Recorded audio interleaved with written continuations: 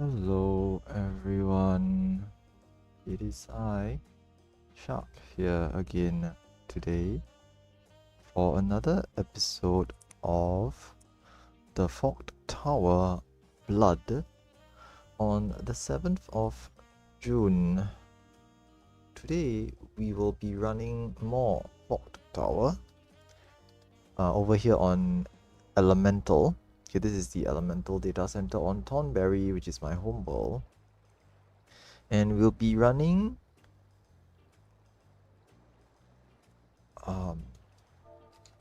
Forked Tower Blood, also known as FT for short, at about 7:40. Okay, 7:40.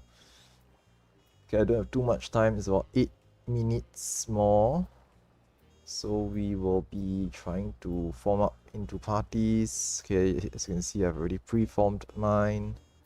Okay, and everyone should be here. Okay, I will be busy raid leading for today. So I do apologize if I cannot be entertaining you folks, but do enjoy the content. Okay, I will pause. There'll be like about 30 minutes of waiting time later on, so I can chat a little bit. Okay, but otherwise just enjoy and watch as we frog through Forked Tower Blood boss 1. Okay, this will be an introductory session. Okay, I will brief everyone once we get started, so do sit tight and join us as we go through the content itself.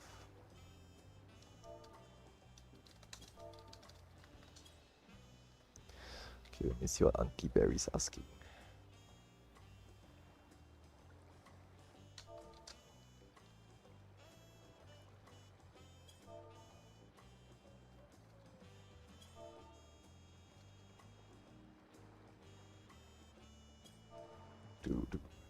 Remember to turn off my keybinds as well. So I keep wanting to instinctively click on my lock window zoom. Let me just cancel this. Okay. Okay, I'll be hopping into the VC soon, so let me just get started. PF. Hello. Just on time. Cannot.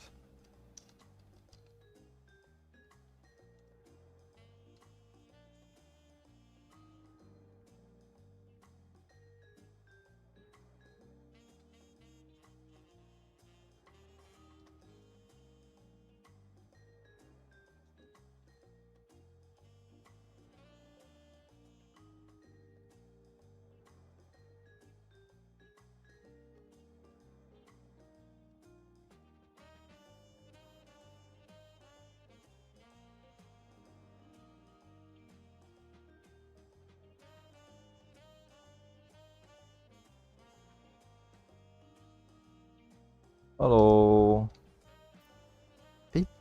Oh yeah. Okay, Louis, you got join me for one of the previous sessions as well, So yeah. Yeah. So it's not the first time. Okay. I was a bit worried that I nominated you, but you've never done it before. Okay. I heard they managed to clear boss 1, which is pretty good. Yeah. Okay, good. That's pretty good. We hopefully can see. I mean, hopefully we can try to do that as well. But I don't want to. I don't want to promise people things lah. I don't want to promise people things. Is what I'm trying to say. So usually I will just under commit and overperform. So I'll just say that we will. Okay, this run is just for us to go into Forked Tower, and we will try our best to just experience boss 1.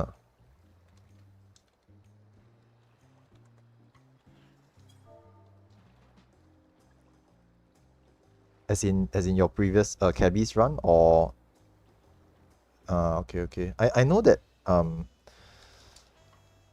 we need more than, I mean, okay, minimum is 24, but we try to get more than 24 because 24 means that, yeah, you cannot afford to lose players. If like someone's dead on the floor and we only have 24, right, that means one of the mechanics will fail. So we try to get slightly more than 24. But not to worry, I'll try to explain all of this later on inside the instance. Okay, because we will have 30 minutes waiting time later. So for now, we will try to just sort out all the parties first, make sure everyone's here. Okay, maybe I give a slight brief on what to expect. Okay, then we try to zone in before 7:40 or slightly beyond. Okay, 7:45 or something. So that we can avoid clashing with the party that's going at 8 o'clock. Okay, I know there's another group going at in 20 minutes time. So we try not to do runs at the same time, because if we try to zone in and they try to zone in, then we'll just interfere with each other. So we need to zone in before they zone in or after they zone in. We cannot do it at the same time. Okay, boss, party 2. Okay, who's missing from party 2? Sorry, just to... Okay, is it Noki? Oh, Rina. Okay.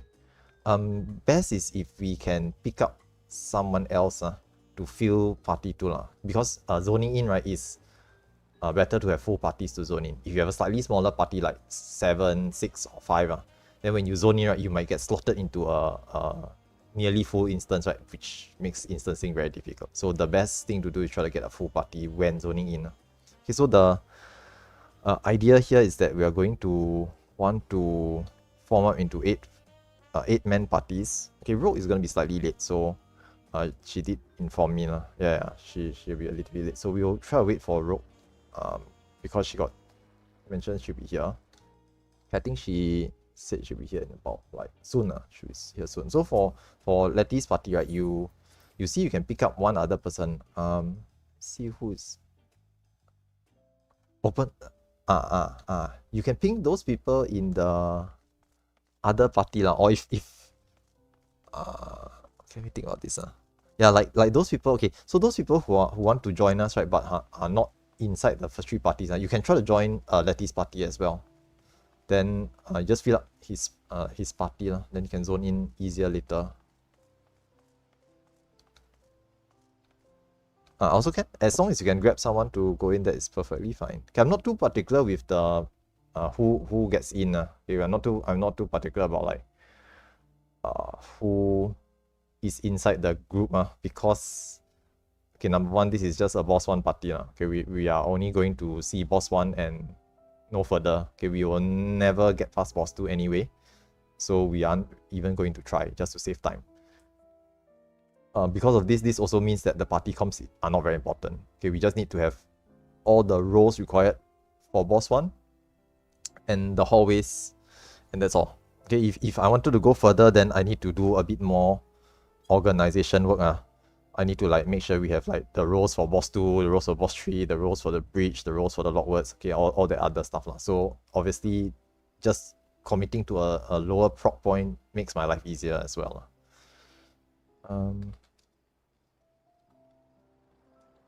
Thank you. Okay, we're just waiting for Rogue. So once Rogue joins, then we will pop ready checks and zone in. Okay, because she did inform me, so this is accountable. You said 5 minutes. Okay, that is fine. Okay, in the meantime, anyone who's in your just help to type in your party chat, right? Ask your all the party members to join the VC. Okay, just join the VC. Okay, to answer Kevy's question, how I know there's another party going at, check the CA Discord. The CA Discord, right? If you scroll up the JP Shades event, there's this other group running by under, let's see, under, where is it? It's quite a while ago, but they did advertise that they are running on 7th of June, 8 p.m. Okay, this was posted on the 4th of June, so that was like a few days ago. Okay, but they did say 8 p.m, 7th of June. So if I see it and I see that they're running at this time, I'm not going to host the party at exactly the same time.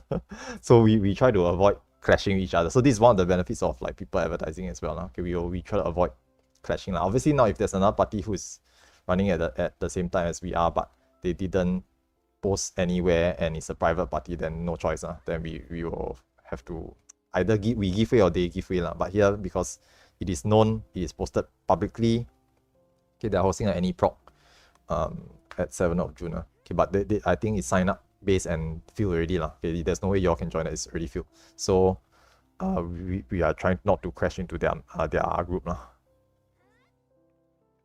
Okay, so other than that, we're just waiting for Rogue to join. And okay, so before that, yeah, so I'm gonna explain a couple of things. So today's session, right, what's gonna happen is that we're gonna go into Fog Tower and try to practice boss 1.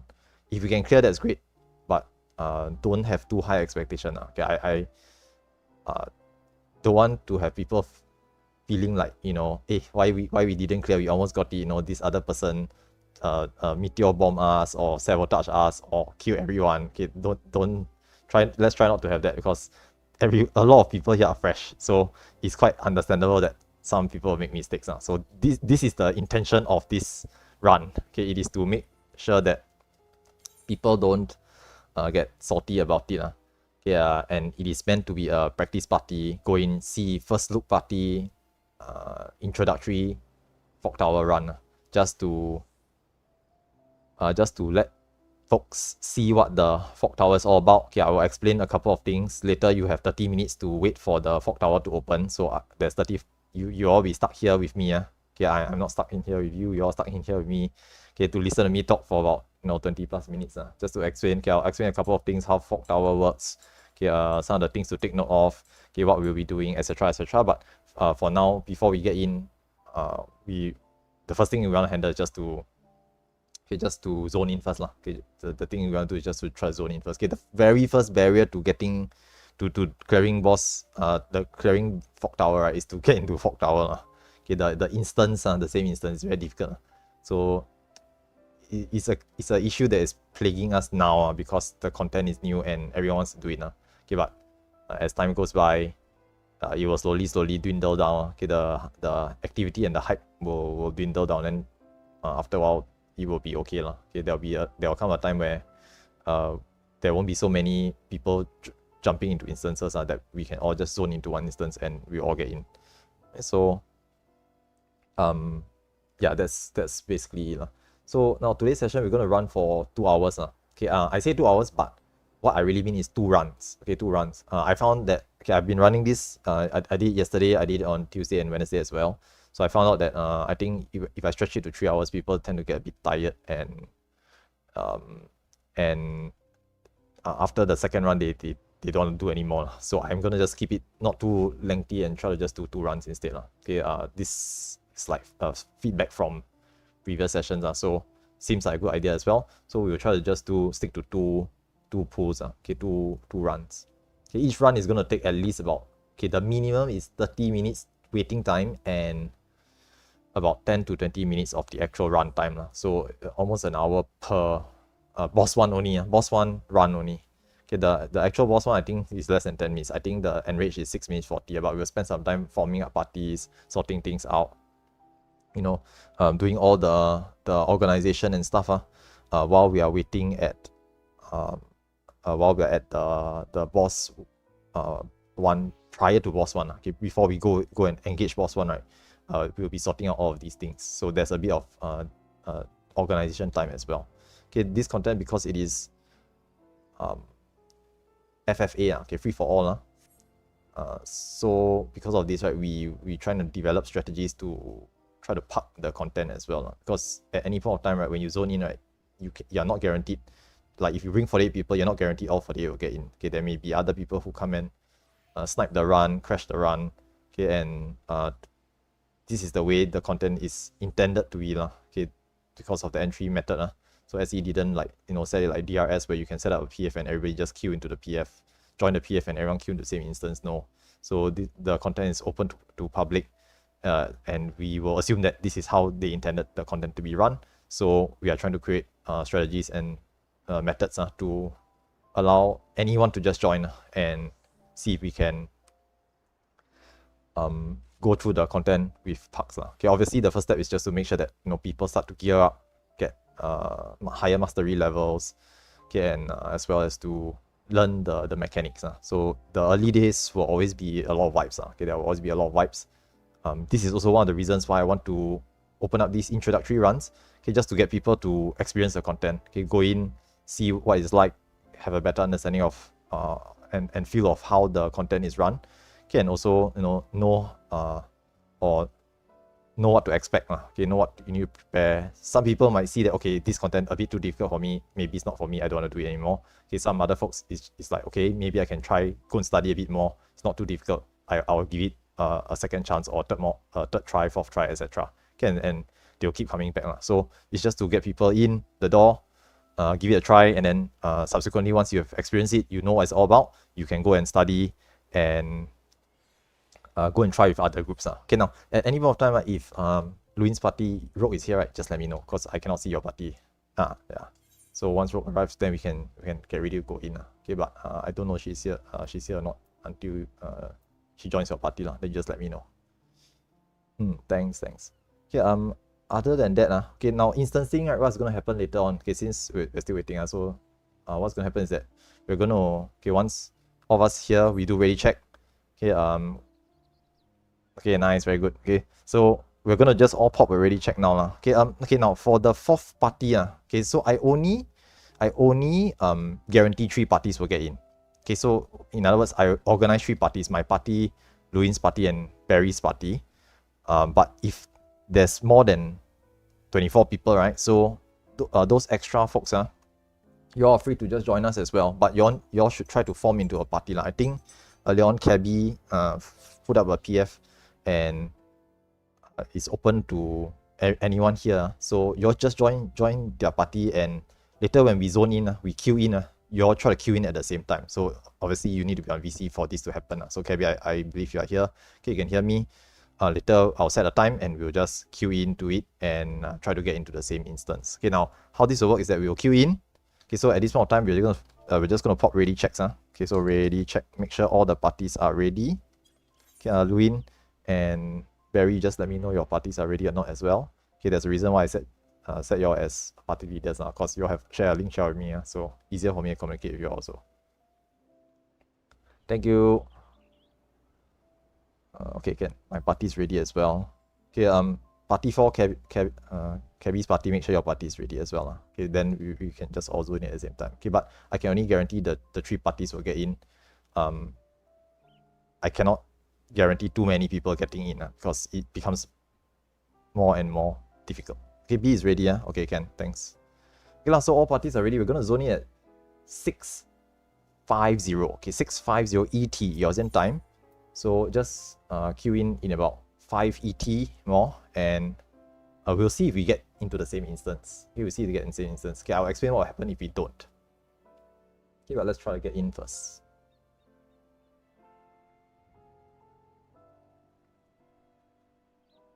Okay, we're queuing in now.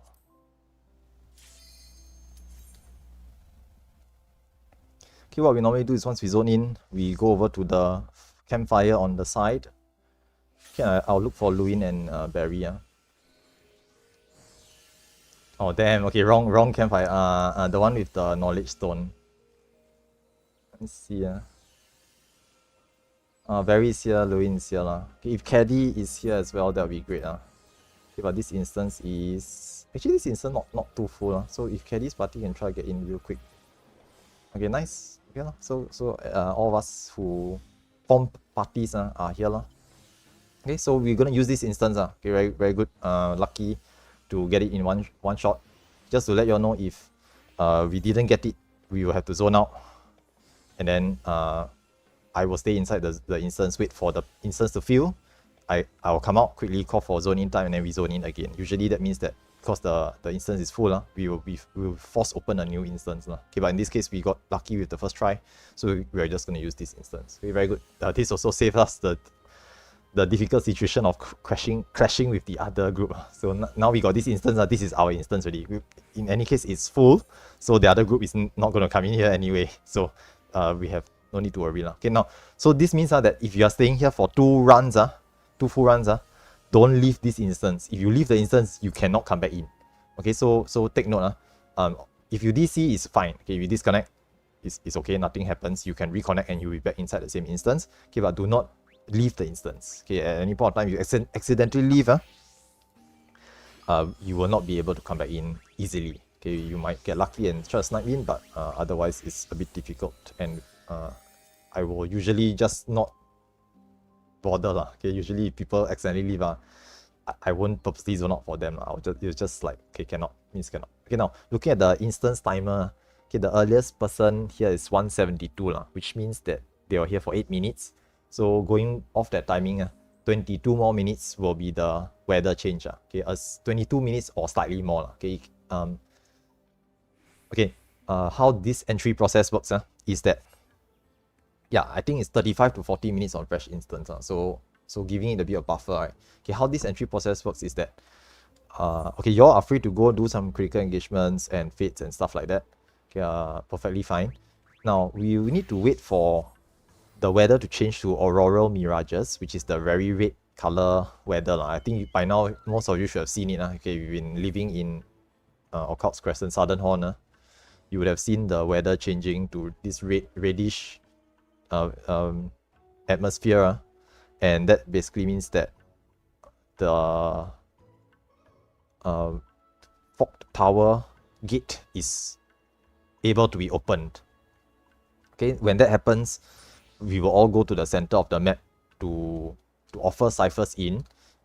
If 16 people offer ciphers, the gate will open, and whoever is in the middle of the map at that point of time will zone in. Okay, up to a maximum of 48 people.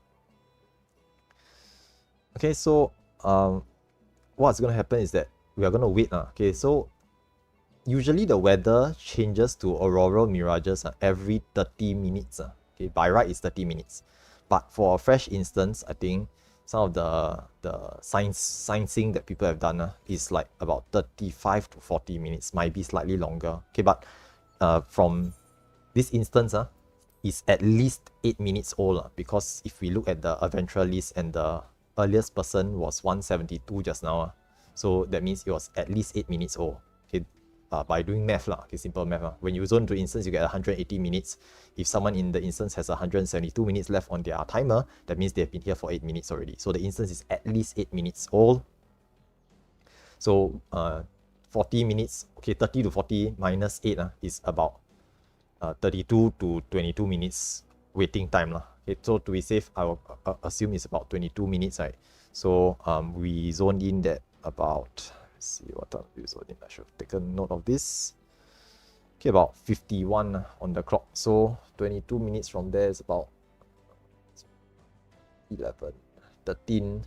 Okay, X 13 or 23 to 23. So anytime from X 13 to 23 will be when the weather will change. So when we are getting closer to that time, I will warn all of you not to go into critical engagements, critical encounters, because if, let's say, the weather changes and you just started a critical encounter, right, you may miss the chance to get in. Okay, the gate will stay open for 5 minutes.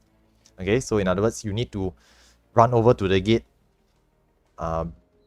within 5 minutes. Now, normally 5 minutes is a lot of time, but if you're stuck in a critical engagement, you might get stuck in there for more than 5 minutes, or maybe like 4 minutes, 30 seconds, and then you need time to run over and you might not make it. So we try to tell people, okay, just to be safe, don't start any critical engagements when it's really close to the starting time for the weather to change. Okay, having said this, because we assume it's 22 to 32 minutes. Okay, but just to be safe, I would advise when we're getting closer to the start time, just stop going to critical engagements altogether. Okay, because this is not a totally fresh instance. It might be slightly older than 8 minutes. Okay, the 8 minutes timer thing is based off the earliest person who came in. But if there was someone who came in earlier than that but left already, we don't know. So just to be a bit safer, we will just don't try to engage too much critical engagements slightly later on. Okay, but if everything goes smoothly, fingers crossed, you should still be able to make it lah. If you already started already and the weather hasn't changed yet lah, you have time lah. You know, you have enough time to run over afterwards. Okay, but best just do fates, run around, find treasure coffers, okay, so on and so forth.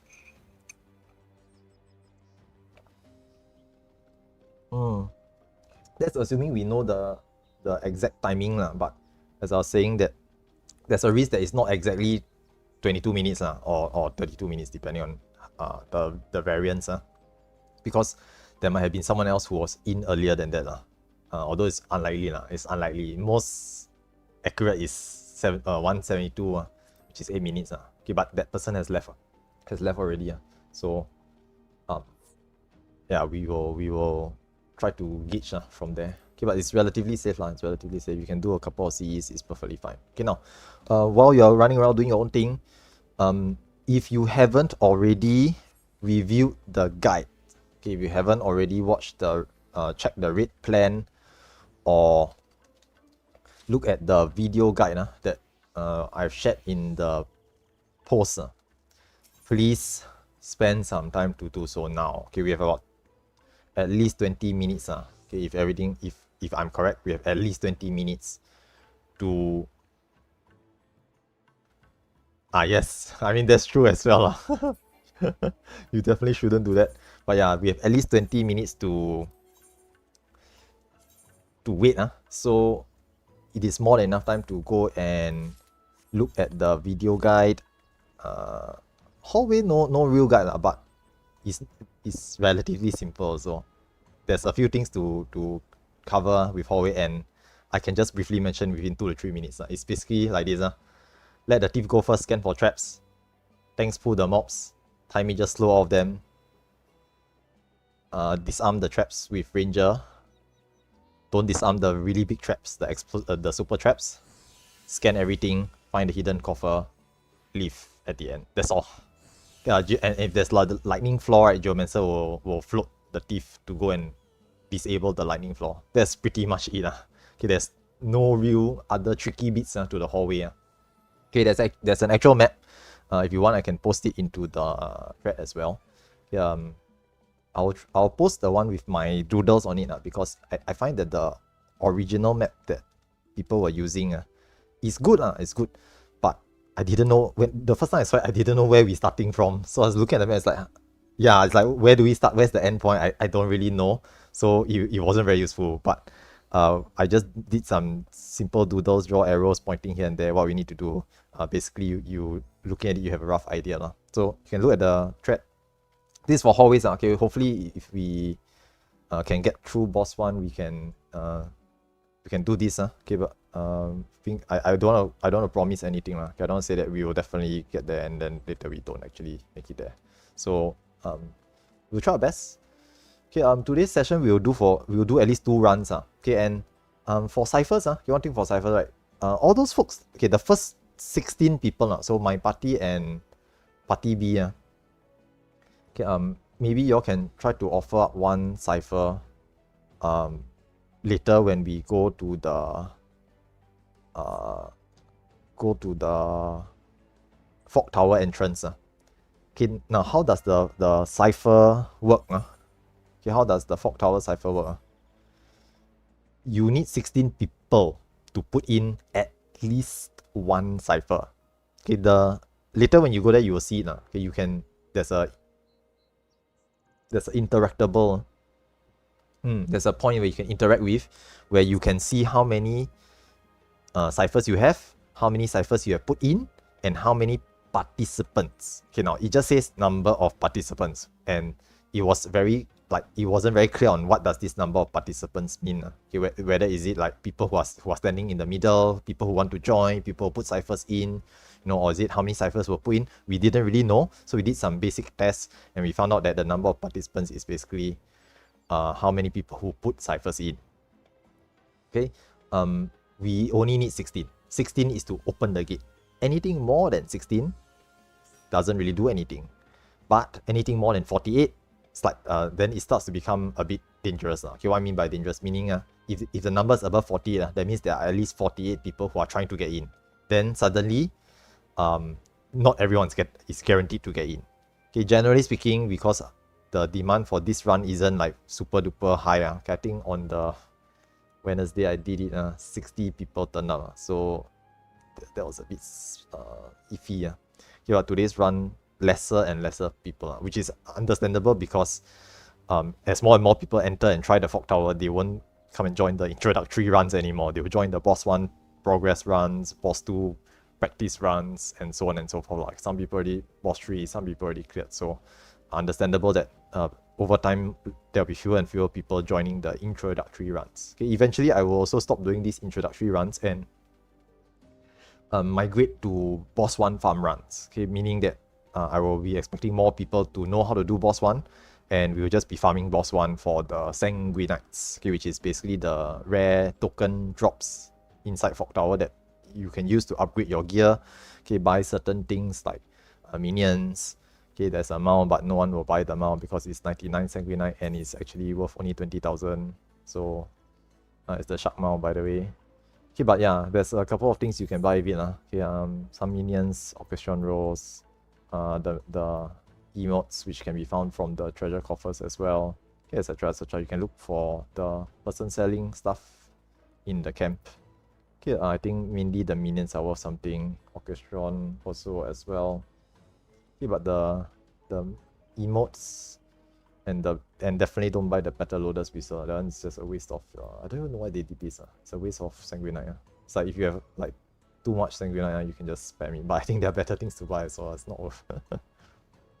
Okay, so that's what Sanguinite is for. Okay, primarily it's used to upgrade your gear lah. Okay, I think every gear upgrade needs 60 Sanguinite. 60. Yeah, 60 Sanguinite per piece of gear lah. So it's gonna take a while to be done lah. So yeah, just farm them over time lah. Okay, each Boss 1 farm pool is 6 Sanguinites. So 10 farm runs is 1 gear upgrade. So it's gonna take a while. Okay, obviously, if you can go further than Boss 1, it'll be better, and you can get more Sanguinites. But currently, the average player skill level is mainly about Boss 1, Boss 2, around there. Some people can do Boss 1. Quite a number of people can do Boss 1 adeptly, okay, confidently now. But Boss 2 starts to become much more harder. Okay, you understand if you go and watch the guides or raid plan for Boss 2, you'll see that it involves a lot more coordination than Boss 1. Okay, Boss 1, I can try to do my best for callouts. If people know how to handle mechanics, and we get a bit lucky, we can clear Boss 1. Okay, now, next thing to mention here is that okay, so later when we go to when the weather changes, we'll head to the middle, and party A and party B, we will put in 1 Sanguinite each. Okay, please do not put in more than 1 Sanguinite because it doesn't do anything. Okay, if you put in 1 Sanguinite and there are lesser than 48 people putting in Sanguinites, you will guarantee get in for sure. If there are less than 48 people trying to get in, everyone gets in for sure. Okay, so there is no reason to put in more than 16 Sanguinites if we don't have more than 48 people. Now, unfortunately, usually I cannot count the number of people in the middle very quickly. Okay, later you will see when you all congregate around the central area, there will be a lot of people standing around. So it's hard to see exactly how many people we have. I know we have at least 24 plus Caddy's party, which is maybe about 6-7 more. So about 30 people. Okay, we have about 30 folks joining us for this run today, or at least the very first one.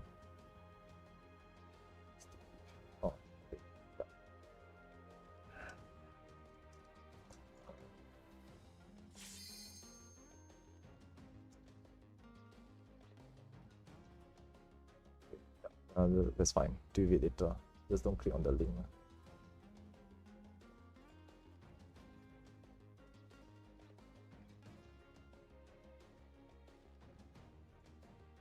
This.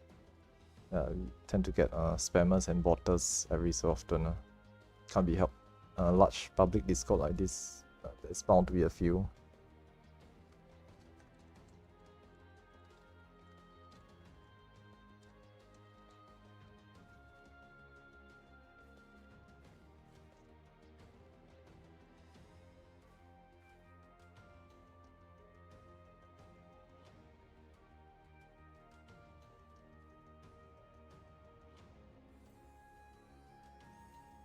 Okay, now, next.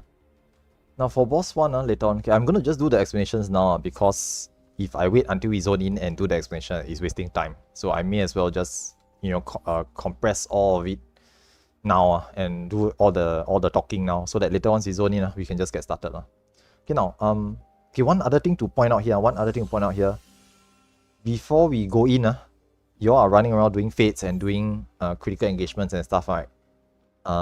If you can, save your limit break. Don't waste it, because the limit break can be brought into the boss 1 fight. So we can open up with a limit break. So don't like just, or you see the critical engagement ending already, you just use the limit break. Okay, save the limit break. We can bring it in with us for boss 1. If you all want, you all can try to farm the limit break and max it out to level 2. Okay, if you have a full party, you'll be level 2. Okay, we will try to stick to these parties. Okay, we try not to shuffle parties around too much unless we really have to later on. Okay, but if we do have to, then the limit break cannot be saved. It's perfectly fine.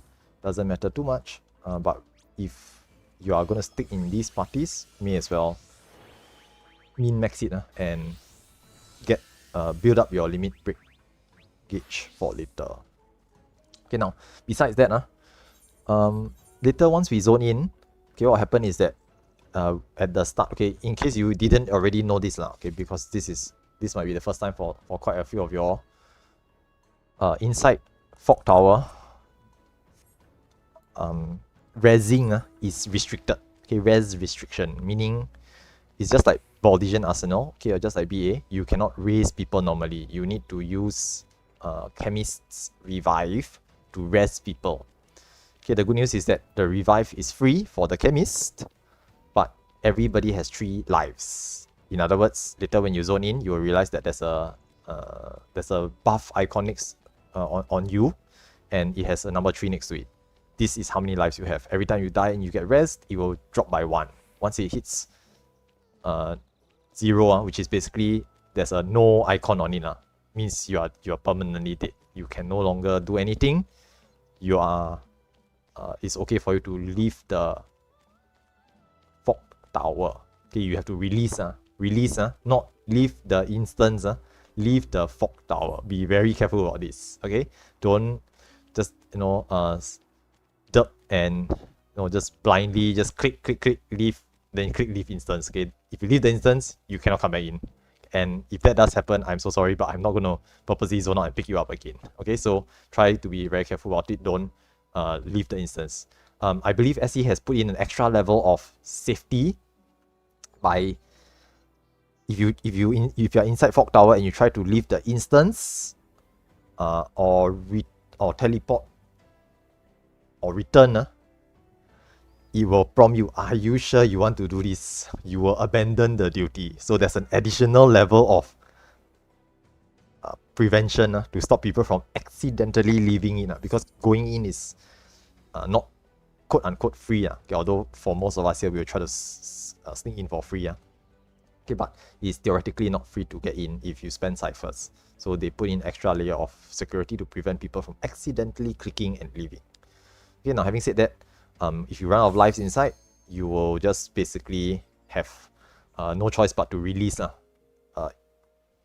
If you have no lives in Fog Tower, there is no way to cheese it and not release. Okay, just to let you know. Okay, I know last time in BA, if you time out, you can get kicked out of the instance and people at the base can res you, and then you don't have to D-level. But in Fog Tower, there's no such thing. The moment you run out of lives, you have to release and lose a level. Okay, there's no way to circumvent this process. Even if you like quit, leave the instance, you will D-level also. Okay, so just take note of this. Okay, but re-leveling is not difficult. To be very honest, re-leveling is 1 critical engagement and 2 fates, and you back to level 20 again. So it's not too bad.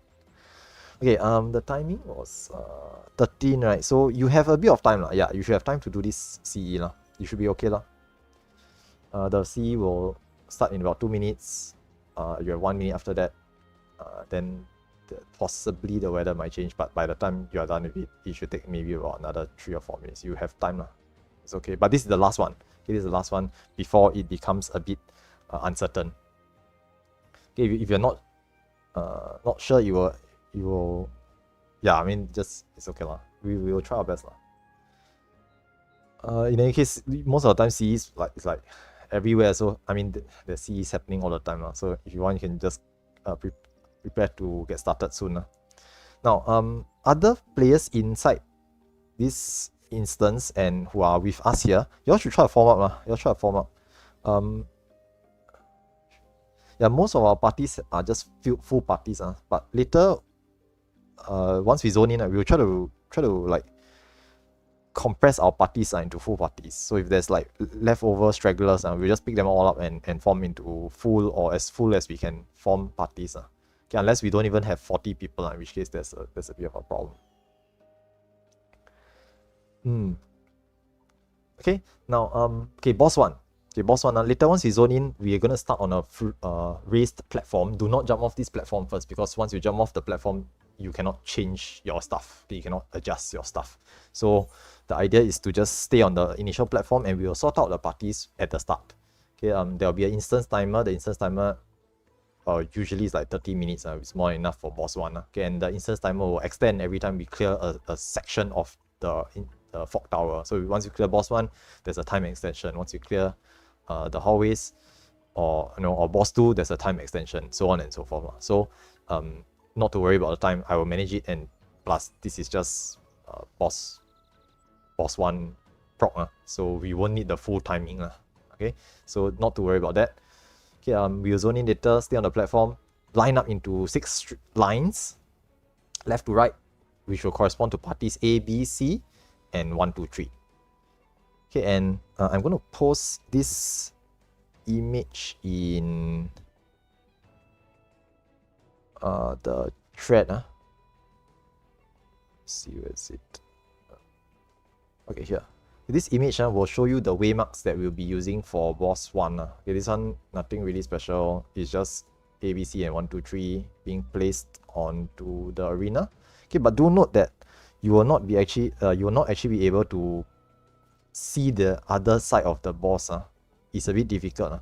So party leaders, maybe you help me to put the waymarks. Okay, just one person will do. Okay, but if you're not sure about how to do it, right, then don't do it. Because if you click on the boss and you attack the boss, right, then you have just doomed us all. So let someone who knows how to do it help to place the waymarks later on. Okay, you will see that the 1, 2, 3 is on our side where everyone is at. The ABC is on the other side. Okay, although it's I say ABC, it's actually C, B, and A because it's rotated around. Okay, it's flipped around. Okay, and these are the waymarks that we'll be using for this group. Okay, currently the strategies, mostly we've been following NA and material strategies. Okay, there's been some minor changes here and there. Okay, but we're trying to sort of like standardize all the strats so that when we park this, everyone's using the same strats. If we have different strats from different groups, then it becomes very difficult to standardize. So we're trying to work with other groups, other people, see if we can sort of like unify the strats to settle on a singular standard strategy. Okay, but for boss 1, it's very easy. Only like this. Okay, this is just ABC 1, 2, 3. So nothing very complicated.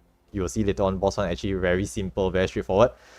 The only problem is people not knowing how to do the mechanics can kill all of us. That's the only problem. But the mechanics itself is relatively simple.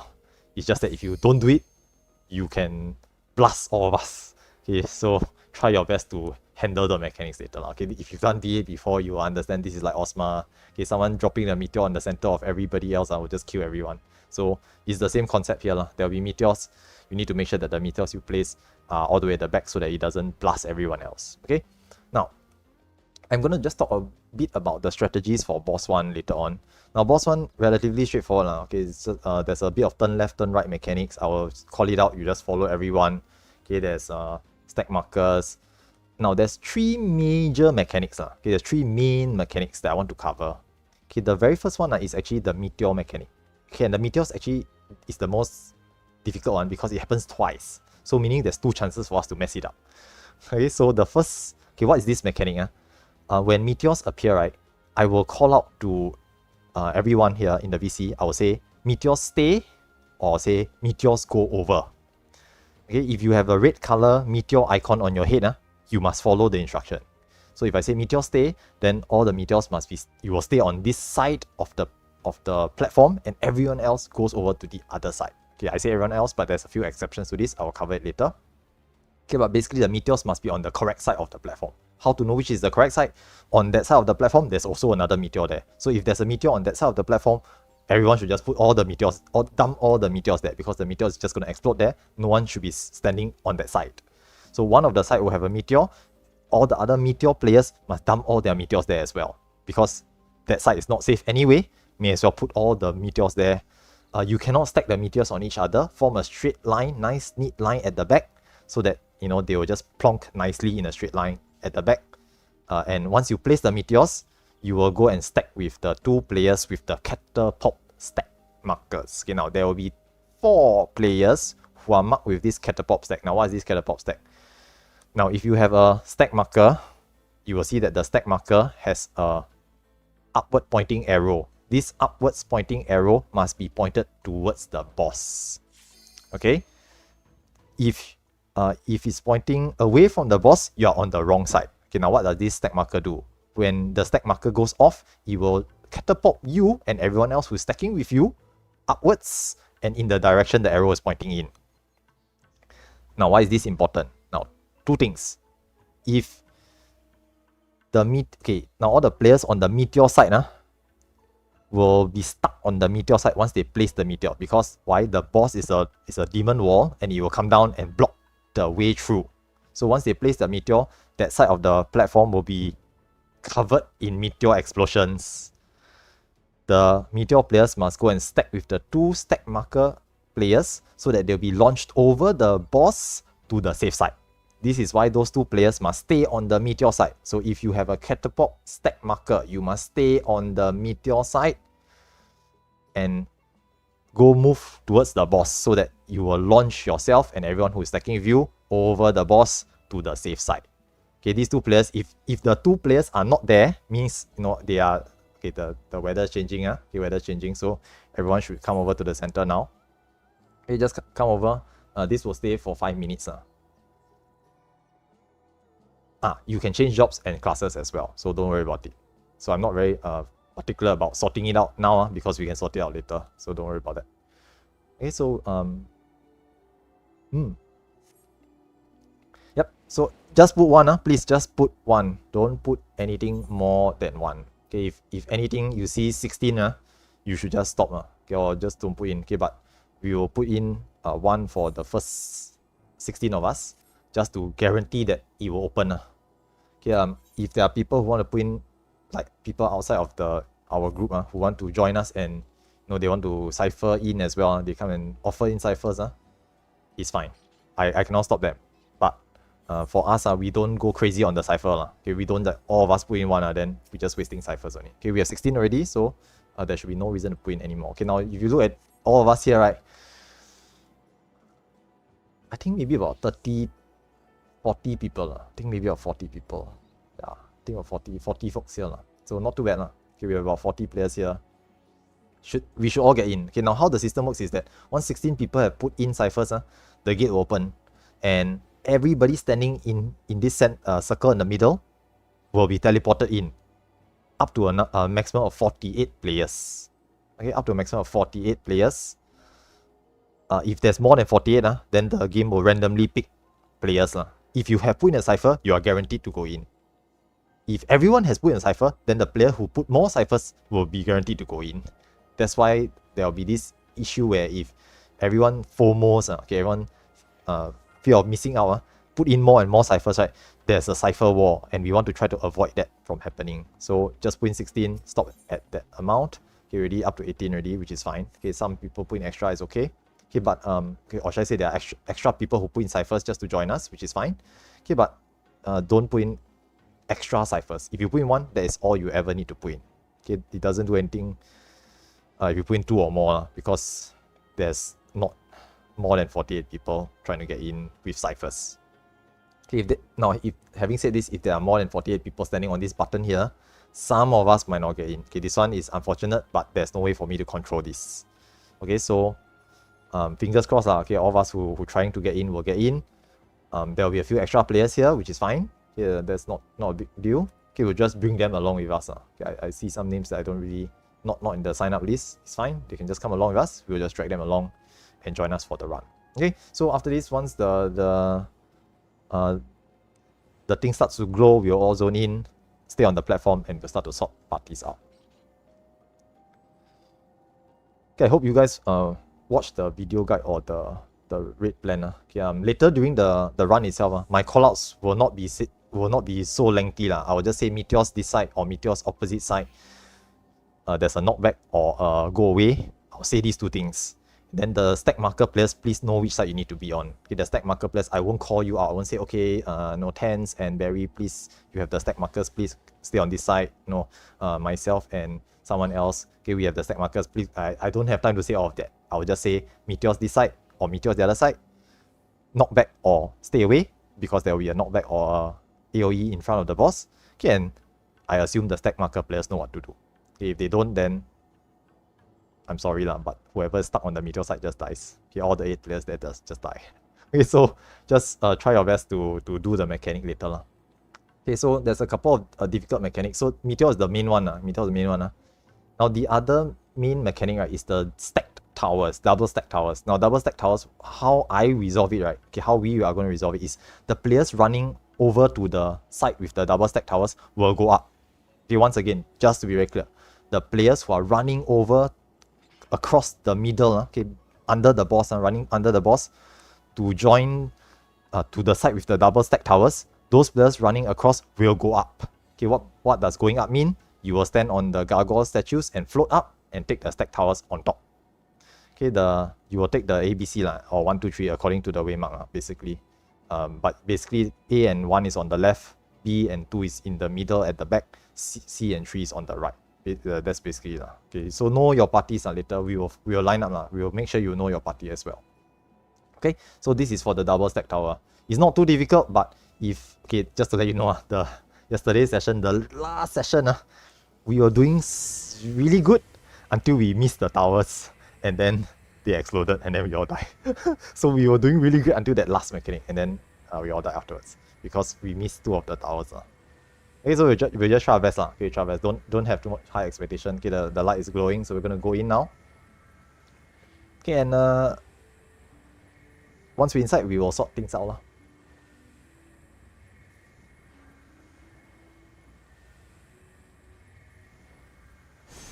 Okay, let's go in. Okay, quite a lot of you, I think first timer, you'll be presented with a cutscene, so just watch your cutscene first.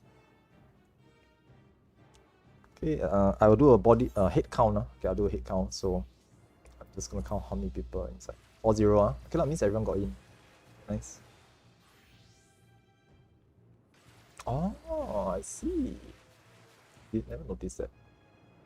Normally I'm just doing a count. I just count from the party eventual list, but I didn't know they had that. Okay, so 40 or 48. Okay, cool.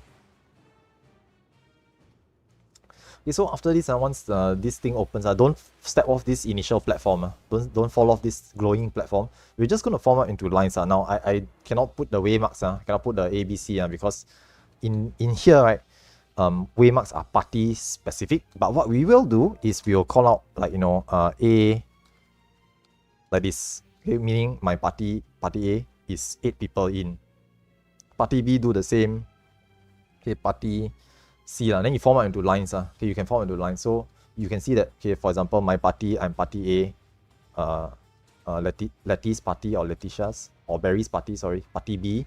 Okay, then there's a party C, okay, party 1, 2, and 3. So just form out into lines here and yell out how many you are. Okay, why is this important? Because we need to balance the party.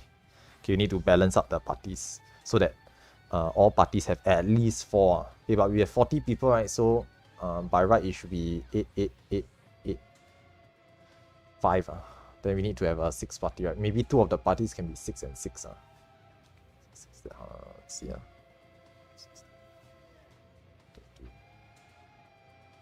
Maybe 6, 6, 6. 6, 8, 8. Yeah, we need to divide into 6. I think. This is obviously not my strong point.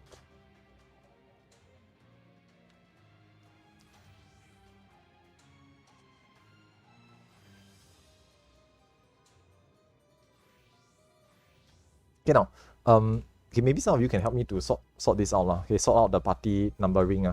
Then in the meantime, I'll explain the other things. Okay, for I think A and B, we should be okay lah. Then C, maybe you can consider moving some folks over to fill up parties 3. Oh, that's not how it works. Let's move. Okay, anyway, let me just sort out the row comps first while we're waiting. Okay, now, for phantom jobs, you will need to have 1 bard every party, okay, for DPS. Ideally, 1 chemist every party as well for rezzing. Okay, usually for progging parties, like more chemists is better, because if all the chemists die, it means all the dead players are just dead. So we try to have more chemists. But for aiming to clear parties, they'll cut down on the number of chemists and duplicate jobs. Okay, so 1 bard, try to have at least 1 chemist. Okay, usually it's the healer. Okay, but it's okay to have other people as chemists as well. A bit of extra is fine, but make sure you have 1 of each. Now, other than that, the rest of the jobs are not really very important. We will need to have 1 time mage on A, B, C. Okay, I call this the letter side. 1 time mage on 1, 2, 3, numbers side. If you are a time mage on A, B, or C, or a time mage on 1, 2, or 3, you will just yell out, for example, A, time mage, or TM for short, so that I will know that, okay, I have a time mage on this alliance. It's sorted. The same things for 1, 2, 3.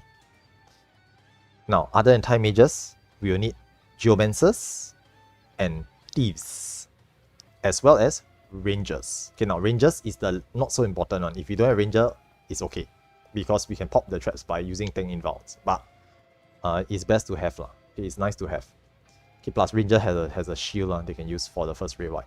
Okay, so if you have geomancers, thieves, or rangers, you can also do the same thing. I also need 1 per side.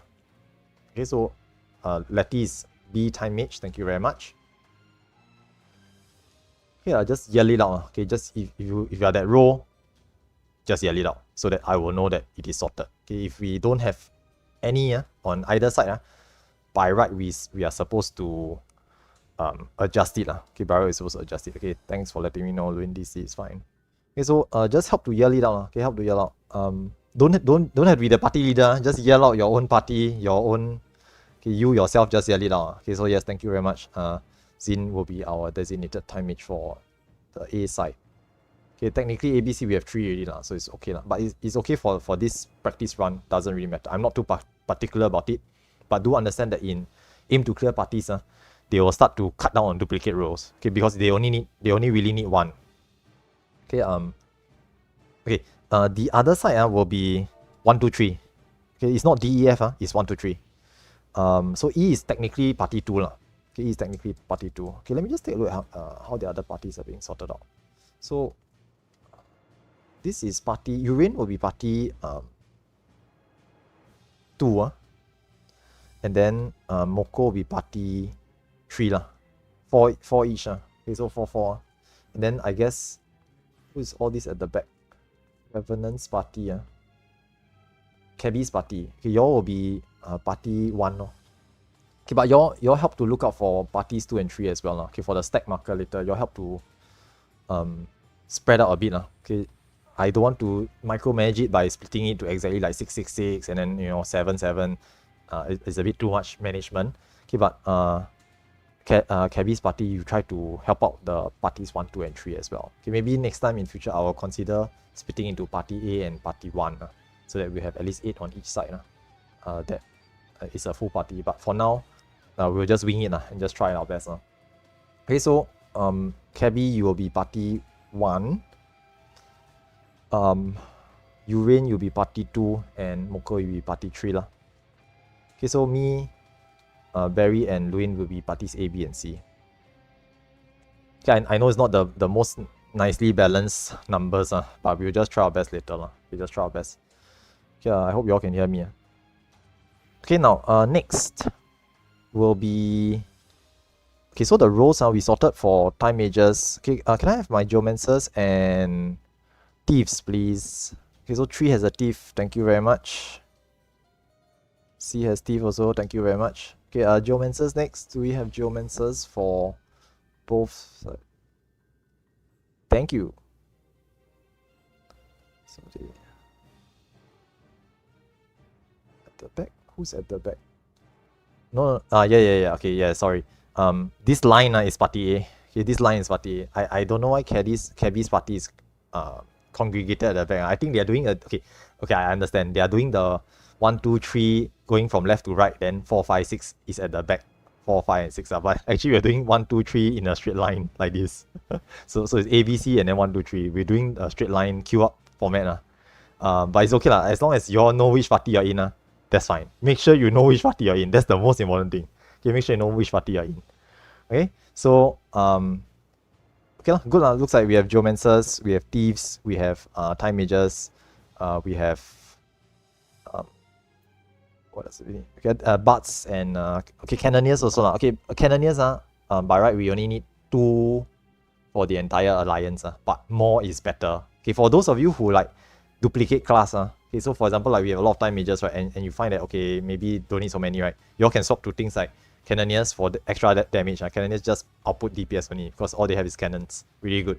Samurais can also do DPS. Okay, tanks can swap to berserkers if you know how to use the death blow. Also high damage output. So this is just to pump DPS. Okay, but for today's run, no need to worry so much. We just need to do all the mechanics properly. Generally speaking, we should be able to clear if we don't mess up the mechanics. Okay, but I don't want to promise too many things. Okay, other than that, that's it. So let's do ready checks. Okay, we have all the parties, all the rows covered. Okay, and not to mention later on, for today's session, we're actually not splitting the alliance into 2. We just go to one side. So even we don't actually need 2 of each. Okay, but I'm just doing this as a habit so that next time when you all do start to do proper runs where you encounter boss 2, you'll actually split into 2. Okay, so A, okay. A okay, C okay, B okay, 3 okay, 2 okay, 1 okay. Okay, all parties are ready, so let's give it our best shot. Let's have some fun. Okay, now up ahead there'll be a knowledge stone buff. You know, if you have knights, bards. Okay, actually the bard not very useful, but just buff anyway. Okay, actually I think in a proper group they'll ask the bard not to buff. Here you have monks, you can use the counter stance as well. Okay, but this will last for 30 minutes. Okay, now jumping onto the platform. Do not target the boss. Do not target the boss. Do not fall off the platform. Do not fall off the platform. Okay, this is important. We'll spend some time doing some waymark placing. Okay, waymarks, please use it. Okay, don't target the boss. If someone early pulls, we will need to jump into action right away and it will get really messy. Okay, so 1, 2, 3 is on this side. Okay, 1 on the front, left front on this side, 2 in the middle back, and 3 on the front right on this side. On the other side, okay, now it's a bit difficult, but C is on the left, closer to the boss. B is in the middle, nearer to the back, and A is on the right side. So it will read as C, B, and A once I place the remarks. Now, obviously, not very easy to place them because you can't actually go near the boss and you can't actually place it properly because you can't see it, but you can actually click through the boss to actually plonk the waymark down. It doesn't really matter because these waymarks are not showing you where you need to stand. They're just saying, okay, there's a stack marker here near the front left. This is where party 1 is. This is where party 2 stack marker is. This is where party 3 stack. Okay, the stack tower is. Just go and stand in those towers. Okay, so this is place your waymarks. Now waymarks are party specific, so if anyone doesn't see the waymarks or have difficulty placing them, let us know so we can try and help you with placing waymarks. Okay, but party leaders help me to place them for your own parties. Now the other thing is that all my chemists, you either, okay, can all my chemists go to the right side of the platform? All my chemists go to the right side. Now what's going to happen is with all the chemists is that help to mark each other with number markers or the signs. So like 1, 2, 3, 4, 5, 6, 7, 8, chain 1, 2, 3, 4. Okay, 1, 2, 3, the no sign. Just try to mark as many as you can. Now what is this for? When, okay, if or when we hitting enrage and we see that, okay, we're not going to clear, the chemist can try to do something called a rest recovery. Now, what's a rest recovery? The chemist will try to make sure they are placed at the south platform, if possible, and get a rest applied to them. The boss enrages, the boss resets, we all die, the boss resets, then the chemist gets up and start to rest everyone who still has lives left. This is what we call a rest recovery. Okay, this is just so that we can try to pull one more time, okay, get one more practice run in. Okay, sometimes it doesn't work, okay, because the first boss, there's this issue where we will actually be on the north. Okay, when it's going to enrage, we are all stuck on the north side. So usually when we see that, okay, the boss is going to be enraged soon, the boss has 20% HP, we know we definitely not going to make it. All the chemists quickly try to jump, either try to jump off the platform to spawn on the south. Can one chemist try to toss a rest onto them, okay, or just try to make sure you are dead on the platform with a rest already on you, so that when the boss dies, you can get back up again. Okay, but there will be certain situations where this is just not possible. Okay, like if it's suddenly all the towers explode and then we all get doomed, right? There's no way we can rest each other because we're all gonna die at the same time. Okay, so if that does happen, it is what it is. We'll zone out and we'll just try again. Okay. Okay, so other than that, I think that's pretty much it. Okay, I don't want to spend too much time talking about this. Okay, pop really checks before we get going, and we just try our best. Okay, we'll just try our best. Okay, check. Okay, if you have any questions or anything you're not sure about, anything you want to clarify before we get started, feel free to do so right now. This is the best time to ask questions if you want. Okay, but otherwise, just go and experience it. Give it a try. We pull. We see how far we can get. If we can clear, fantastic. If we cannot clear, we wipe, release, go out, re-level, and come in and try one more time. Okay, so A is okay. 2, 3, B, C, and 1. Okay, all parties are ready. So my main tanks, okay, we just need three tanks as a main tank. Okay, maybe my party, one of you warriors can be a main tank. Okay, I will help to shield you all as well. Okay, and make sure your stuns on. Okay, just pick amongst you all who want to be main tank. Doesn't really matter. You can just turn on your stuns and understood you'll be the main tank. Okay, it's not that difficult. Just remember to pop some indications when the tank buster comes out, and that's pretty much it. Okay, other than that, we're going to start at ET. Thank you. 2, 3, 5, 0 lah. Okay, 2, 3, 5, 0. So 30 seconds from now. Okay, LB2 if LB1 if you have it will be 2, 3, 4, 9. Okay, LB2 will be 2, 3, 4, 8. Okay, use the range or caster limit rate only. Once we start the fight, the LB will disappear. So just fire it off as we are beginning. Okay, so pop food if you haven't done so. Okay, and let's try our best. Okay, we're starting soon. Limit break 2. Okay, someone straight away pull. So just fire off the limit break. Let's go. Okay, don't so rush. Okay, red, white, heavy mitigations. Pop some mids here. This will hurt.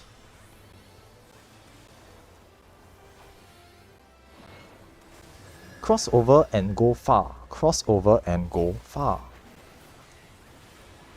Okay, just stay closer to the back.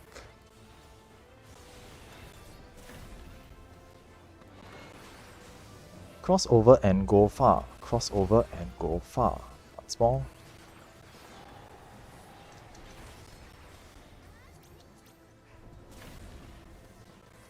We will see tank busters next. 3 tanks will be taking heavy hitting tank busters. Remember to mitigate. We just move away from the tanks. Of course, intentionally and using death blow. Yes, for DPS. Okay, ABC crossover and go far. ABC crossover and go far. Afterwards, soak your towers. Okay, soak towers.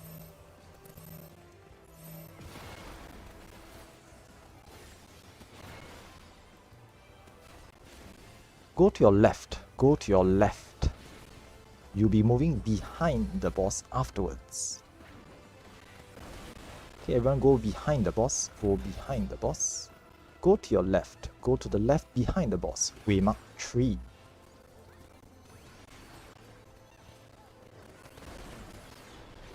Okay, we'll be seeing meteors soon. Okay, meteor mark players, remember to go to the end of the platform. There'll be either a knockback or stay far as well. Okay, meteors crossover. Meteors crossover. There is a knockback. there is a knockback. Okay, stay near the boss for the knockback. You can resolve your meteors afterwards. Okay, stack mark players, make sure you know what you're doing. You can just move back away from the danger zone. Okay, one person was on the wrong side, so some players died because no catapults. Go to the right, go to the right.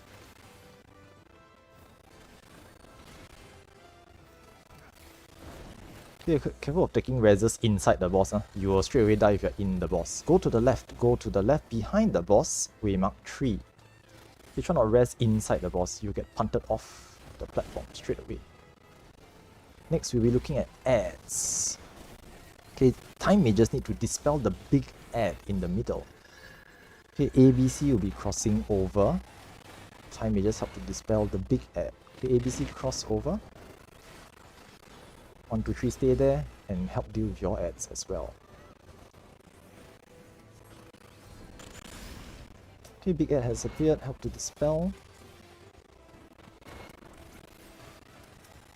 You can burn down the ads as per normal.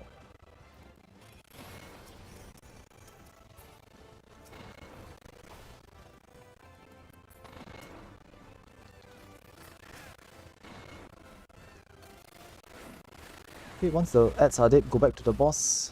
Let's push in more damage. Okay, it'll be another left, right. I think towers, double stack towers will be coming up next. Okay, that'll be the next big mechanic. Okay, this is double stack towers. Now the safe spot will be at the back left later. Okay, safe spot will be at the back left later. Okay, crossing over and knockback. There is a knockback. Now ABC will be floating. Okay, ride the knockback and go upstairs. Go up, take the gargoyle statues to go up and float, help soak the towers. Nice. Go back left, back left, back left. Nice. Okay, one tower exploded because not enough people soaked it, but it's okay. Go to the right, go to the right. Okay, same thing as before, we'll be moving behind the boss. And there'll be one more left or right. Go to the right, go to the right, waymark A.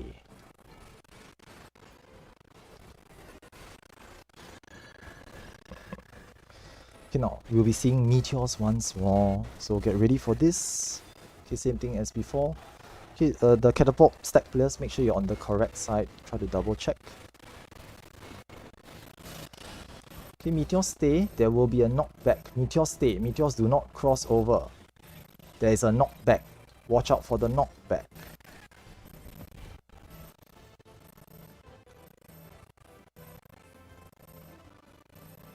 Well, you guys got it done right.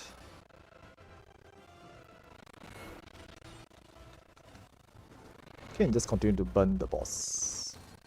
Because we're stuck on the other side. Okay, cross over and go far. Cross over and go far. 17%. You try to burn down the boss. It'll be one more set of tank busters soon, and then enrage. Pump out more damage here.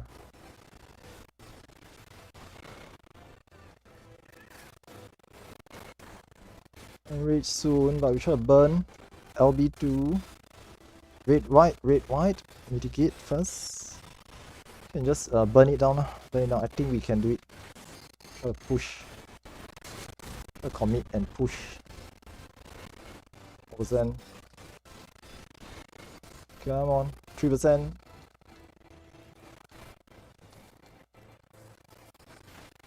1%.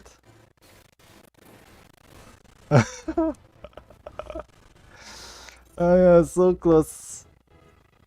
It's okay lah, it's not too bad. That was actually a pretty good effort. Very nice. I don't think so, yeah. It's okay, it's fine. Okay, so that was our first attempt. We will just release and then we go and re-level and try again. That was really very close, very good job.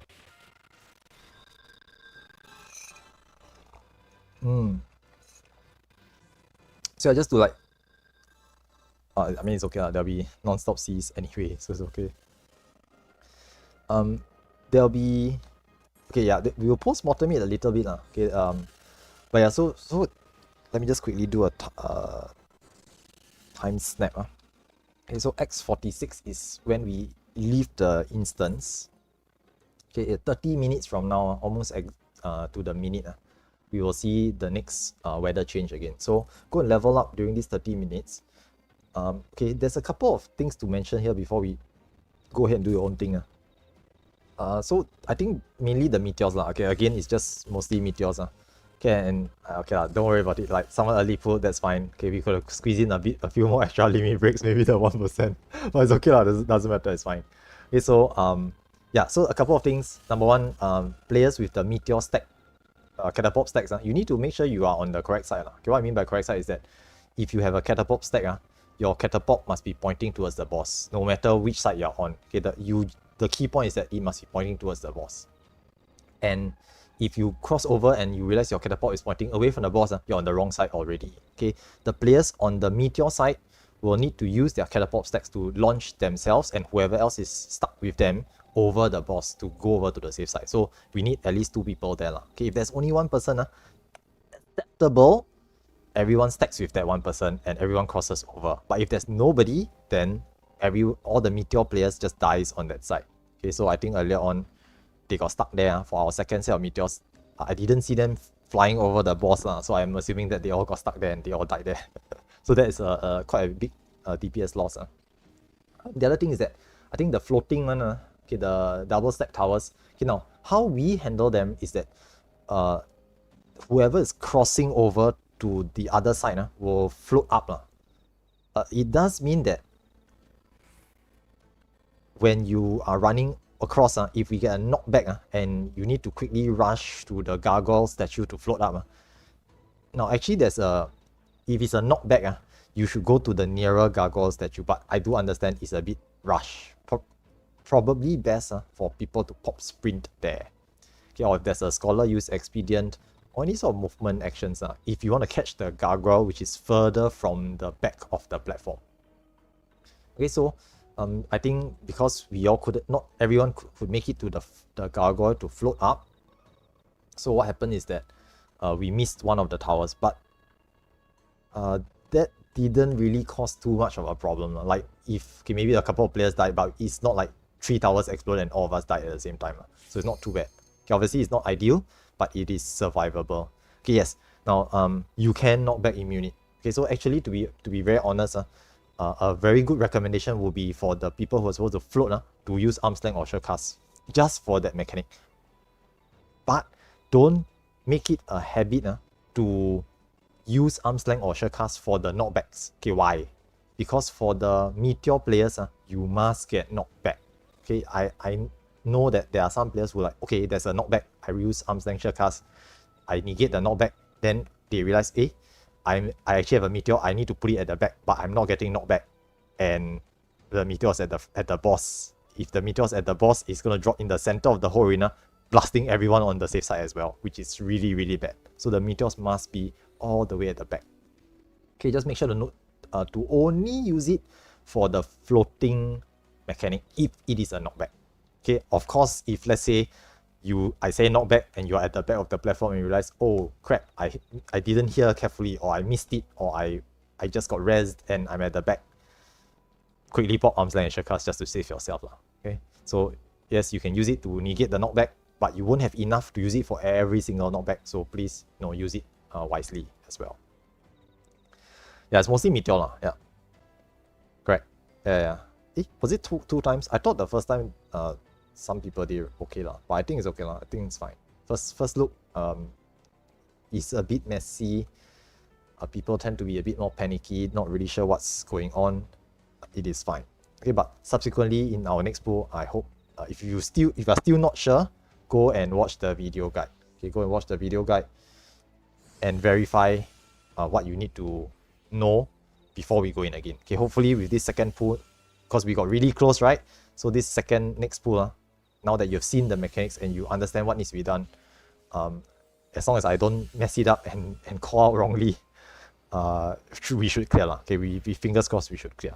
Okay, yeah, mainly it's just the meteors and the double stack towers are the problem. The ads are not a real issue, but needs to be handled as well. Okay, so go ahead. Okay, I'm not going to spend too much time talking. I need to use the bathroom real quick, so just go ahead and level up. If you have questions, feel free to just ask them, just type them out, or ask your party members. They may be able to help you answer those questions as well. Okay, I will be right back in a short while.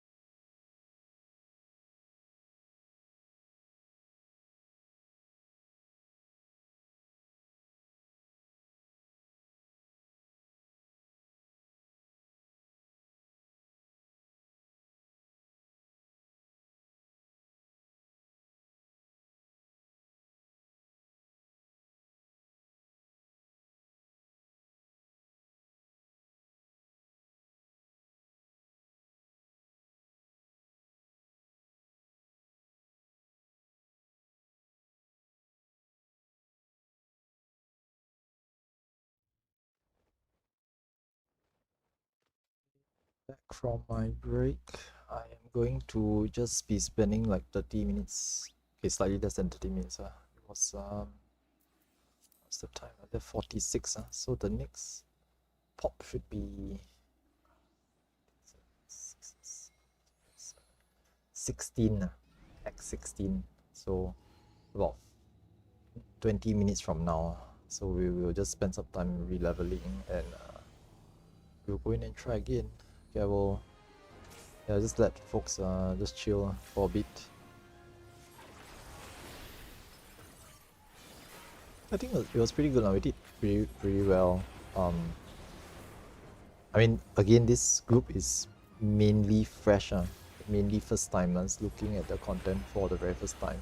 So I'm not too surprised that we almost cleared, but we didn't. So it's a pity, but it's it's good experience. So now with this second try, as long as I don't mess up the callouts, people know what to do, and can actually actually do it, then we should be good. Should be good this time. Hopefully you can at least get past boss one once, so that you can see the hallways afterwards. Yeah, although to be honest, hallways not particularly interesting, but it's an experience for the new players, so I think it's good for them to get a chance to see it as well. Okay, I do hope we can get to the hallways at least once. Okay, and in any case, I'm only doing two pulls for today's session. So if we don't see it in the next attempt, then that's it for today's session. They'll try their luck elsewhere, or try to join me in another run on another day. Okay, welcome back everyone. I'm back. If you have any questions, feel free to ask. I think like some of us are discussing, and we realized that we just need a little bit more DPS, a little bit less mistakes with the meteors and the towers, and I think we are good. The damage wise, we are okay. But if people want to bring more DPS, I'm not averse to it. Okay, obviously you all can tell that the DPS check for boss 1 is actually relatively low. It's like we scuffed quite a bit of the mechanics, we didn't min-max or optimize our party comms. No one's using some OP strategies, although I see some of y'all trying to do it. People like Moko, right, and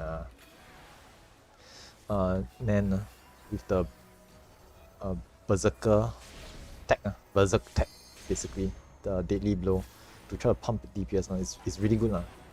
Eventually, when y'all try to progress past boss 1 someday, y'all need to optimize, can try to learn how to use these strategies.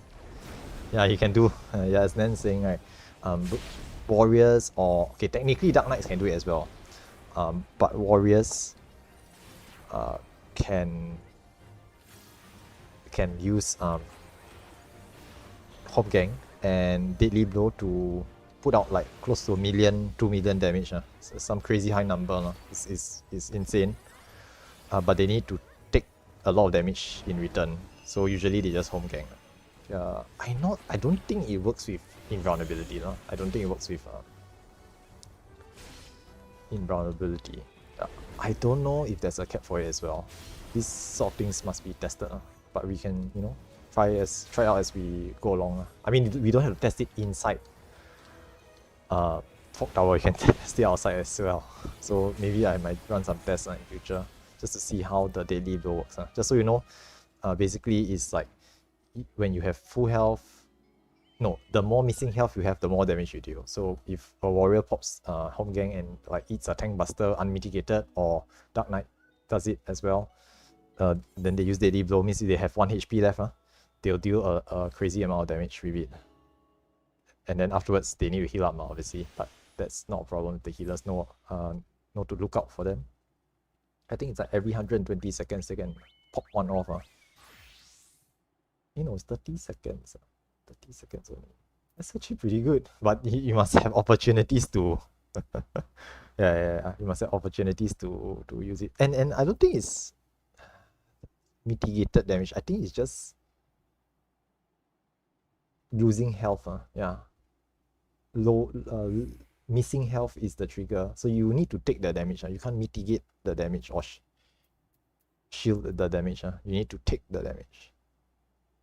But yeah, you all can like go and mess around with it. Go try it out, go and practice, like go and use it and mess around with like mobs or ads or CEs or whatever, just to see how it works.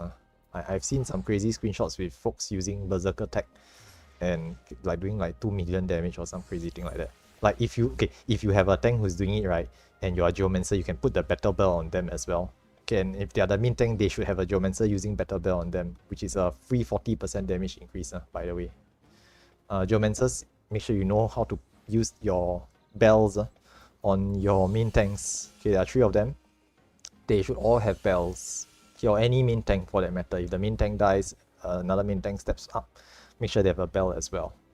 Okay, the bell is pretty good, but they need to be taking attacks constantly, so usually it only works for main tanks. Okay, healers and DPS won't be taking that many attacks.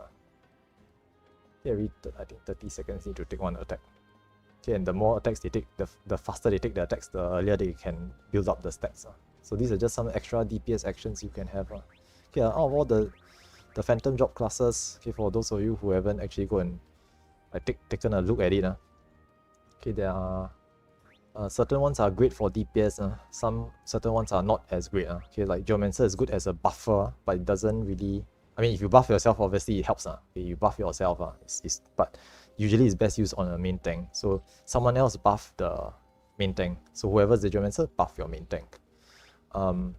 Berserkers have Deadly Blow, okay, as I already mentioned. So it's really useful for warriors, and okay, technically Dark Knights can use it as well, but you need to use Living Dead, right? So that means you need to get healed afterwards. So you need to make sure you get your heals in. Bards obviously will have Offensive Aria, which is a free 4% DPS up at all times. Okay, make sure you keep it refreshed. Okay, I think every 30 seconds you can, no, every 5 seconds you can use it, and it lasts for 70 seconds. So you should be using it all the time. Make sure it's up all the time. Okay, except every 120, okay, every 2 minutes, your 2 minutes you'll be using your Hero's Rhyme, which is 120 seconds cooldown, 10% damage up, but it does not stack with your offensive area, so every 2 minutes you should be using that, and then switch back to offensive area once it drops off.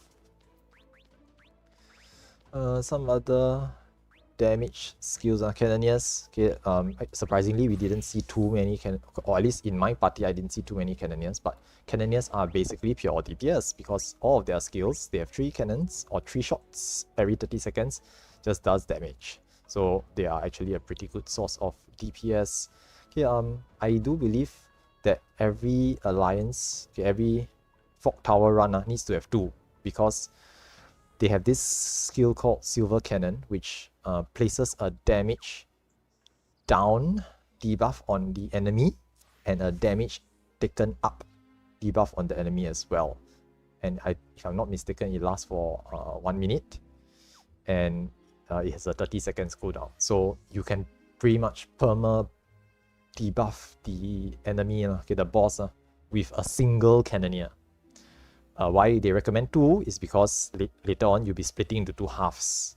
As well as in boss 2, you have 2 ads. Okay, if you've seen the guides for boss 2, it's actually 3 bosses, 3 ads, and at any one point of time you'll be either fighting each of them, or you'll be hitting 2 of them, and the third boss is just untargetable. So that's why we need 2 Cannoneers, so we can debuff both of the ads at once. 3 is best, okay, one per boss, if there's extra. Yeah, generally speaking, because Cannoneers bring damage, right, there's no reason not to have more of them.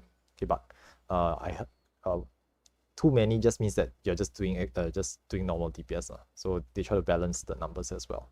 Okay, I think Samurais also do quite a lot of damage. Every, let's see, what's it, 40 seconds? No, 120 seconds they can use their ability to use an Occult Coffer to deal massive damage. I think there's some tech or strats around that as well, where you just like buff the samurai like crazy, right, every 2 minutes, and then they just spend 10,000 gil to hit really hard. Yeah, but these strategies are still being developed, so we'll learn more as we figure out how we can min-max such DPS strats. Okay, but I'm pretty sure like some people can figure it out already. Just gonna think what else can you stack onto the samurai and just go ham with their one single attack every 2 minutes. They stack all the buffs and then unload. Okay, every 2 minutes. So yeah, quite a number of different things you can do for increasing damage output. Okay, the more damage we bring, the more mechanics you can, in theory, skip. I believe boss one can be killed at somewhere about the 5-minute mark. Okay, the boss fight itself is 6 minutes and 40 seconds for boss one. But I've seen people saying that they've killed it in like under 5 minutes, 4 minutes plus a little bit, and they've killed boss one already. So you can really push DPS using some of the phantom job skills.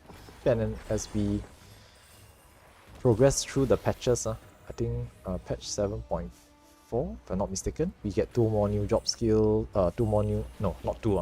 more jobs. We don't know how many. We're getting more phantom jobs, so obviously we will find more combinations, more things we can abuse.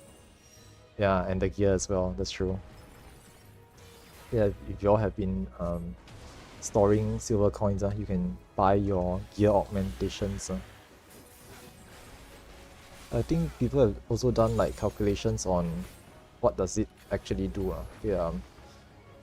This is just done through testing, meaning that they've just like no gear, attack something, striking dummy or something with an attack, check out the numbers, do it like maybe 10 times, put on the gear, hit the same striking dummy with the same skill 10 times, and then average out what are the numbers like. So I think they've said it's about like a 1 to 2.5% damage increase, something along those lines.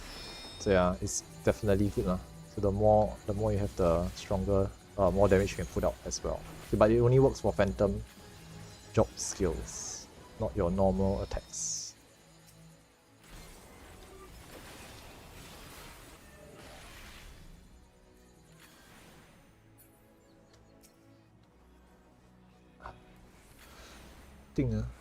I mean, there's technically a beast gear, but I wouldn't really bother with that. I think someone posted early on that there's a eye level 700 or something gear, because the content syncs to eye level 700, so you can meld material onto it just to squeeze out a little bit more stats. Okay, but to be very honest, I think that's just not worthwhile bothering with. You need to like purposely get the Neo Kingdom gear and something like that just to meld. So I wouldn't bother, just farm silver coins and get your +1 here instead.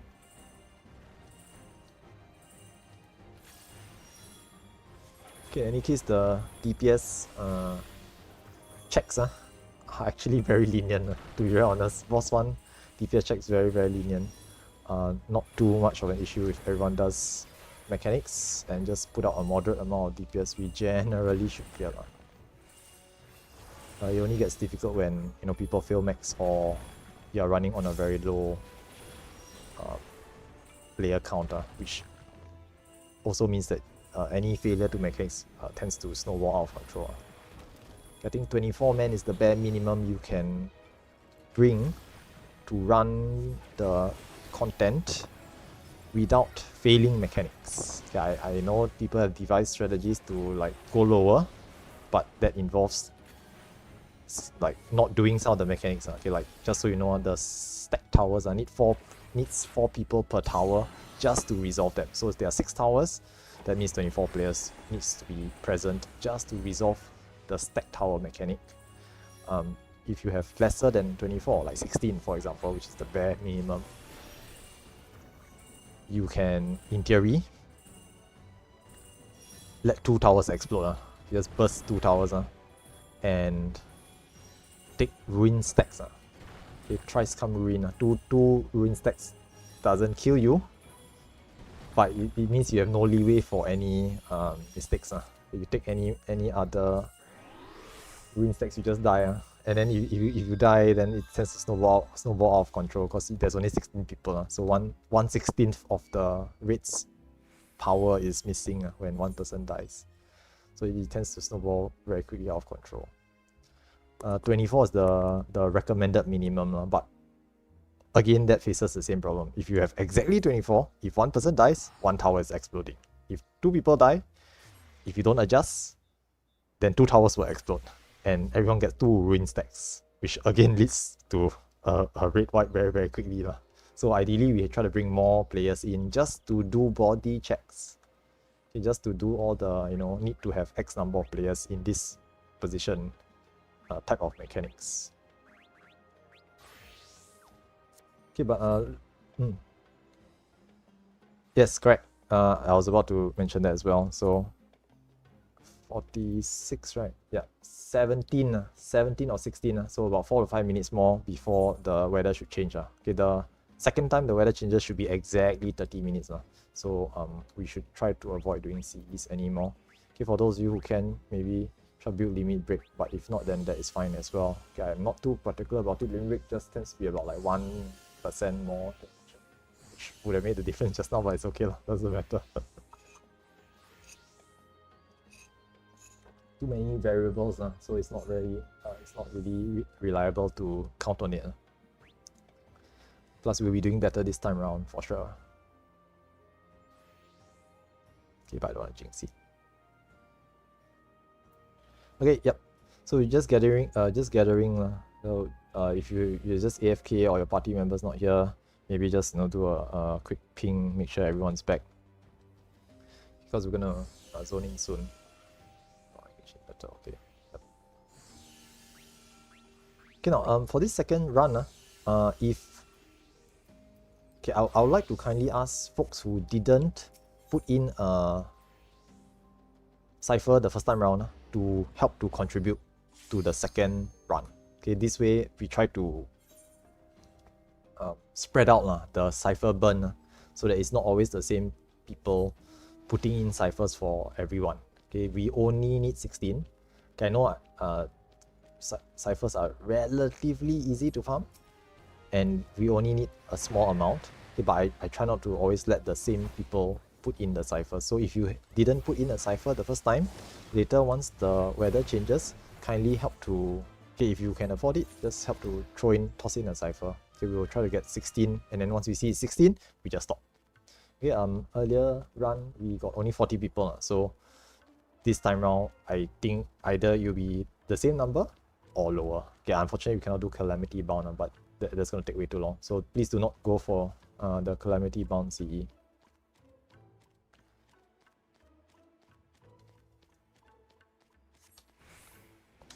Ready check.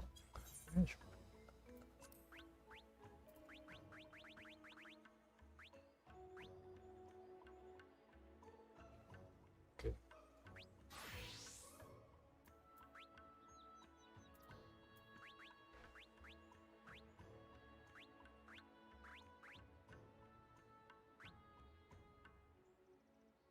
I don't think so.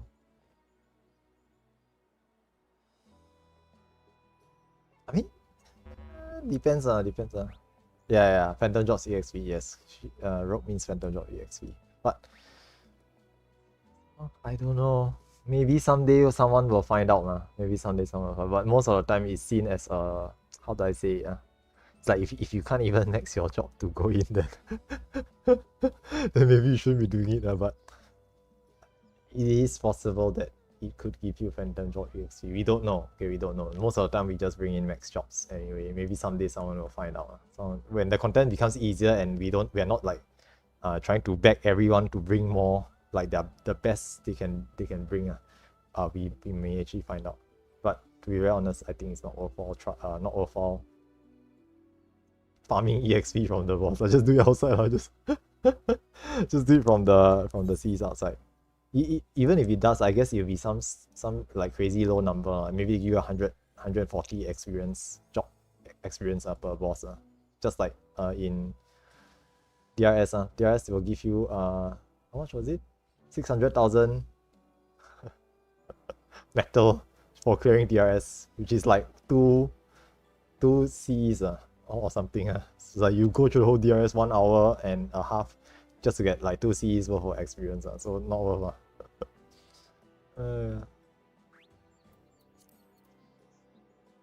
I mean, yeah, if you want to test it, just go ahead, be my guess. I mean, this run, if there's any time to test things, this is probably the time. To be very fair, like as long as your phantom job has the skills that are useful. Okay, for example, you know, like chemist. Chemist doesn't need elixir because no one uses it. You don't have to master your chemist to bring chemist in. So if you have a chemist which is on level 3, you can just bring it in to test. It's fine as well. If you gain any job XP, maybe now you type it out somewhere, how much job EXP you have on the class you're bringing in to test it on, and later once we are done with everything, we will come out and then I'll ask Cabby what is their job EXP. So you can even type it out in the cross-rolling shell. If you are testing it, just type it out how much you have. Then later when we are done, we will remember and we'll check in with you again later, just to science it a little bit. Okay, but yeah, generally it's like a very minor detail. Okay, the weather's changing already. The pet started blowing, so we're gonna go in one more time. Okay, this will be the final run for today's session. Okay, I'm only gonna do 2 because in the past I did 3 and then some people after the second run they feel like, okay, I think I had enough. I thanks for hosting, then they hop off. So the numbers tend to dwindle on the 3rd run. So let's just only stick to 2 for now. Okay, check the cipher thing. Don't put more than 16. Okay, those who haven't put in a cipher and you can afford to, okay, I mean it's not difficult to farm now, but you know, try to don't always be the same person putting in, and don't ever put in more than 1. Okay, it doesn't do anything to put in more than 1. Okay, it's a early on we had a misconception that, okay, we only needed 16 ciphers to put in, so like maybe one person can put in 3 or 2, 8-man party put in 2 each and then get 16 ciphers, then everybody else can go in for free. No, it doesn't work that way. It's 16 people putting in ciphers. They can put in 1, they can put in 10, it counts as 1. You know, that meme, that only counts as 1. So you only put in 1 cipher, never more than 1, unless you know what you're doing. Unless you intentionally want to get in and there's like a lot of people trying to get in, then you put in more than 1. Okay, but otherwise, once we hit 16, we can stop. Okay, 15 now, 1 more, and then we will zone in afterwards. Thanks so much guys for tributing the ciphers. Okay, 17 already, enough. Stop, don't put in anymore. Okay, we have enough already. Thank you. Okay, hopefully with these experiences, okay, once we go through, yeah, I hope this time we can get past boss 1. Okay, but again, I try not to jinx things by saying, you know, let's get past boss 1, we'll get past boss 1 for sure. Then in the end we don't. So we just try our best. Okay, we just try our best, see if we can get past the first boss. Here, the earlier efforts that we did showed that we could almost do it. So this time around, with a few lesser mistakes, okay, we don't mess up too much. We try to squeeze in a bit more DPS now that we've seen the mechanics. Okay, we, fingers crossed, might be able to make it, and then we will try to do hallways later. Okay, and over time, I do expect more and more people to start hosting these. Okay, I think today Cabby hosted one, which is very nice to see. Okay, I know Solo is also hosting boss 1 farm parties as well. So once you all feel you're confident in running these, you all can go join, sign up for their runs as well, or even just host your own runs.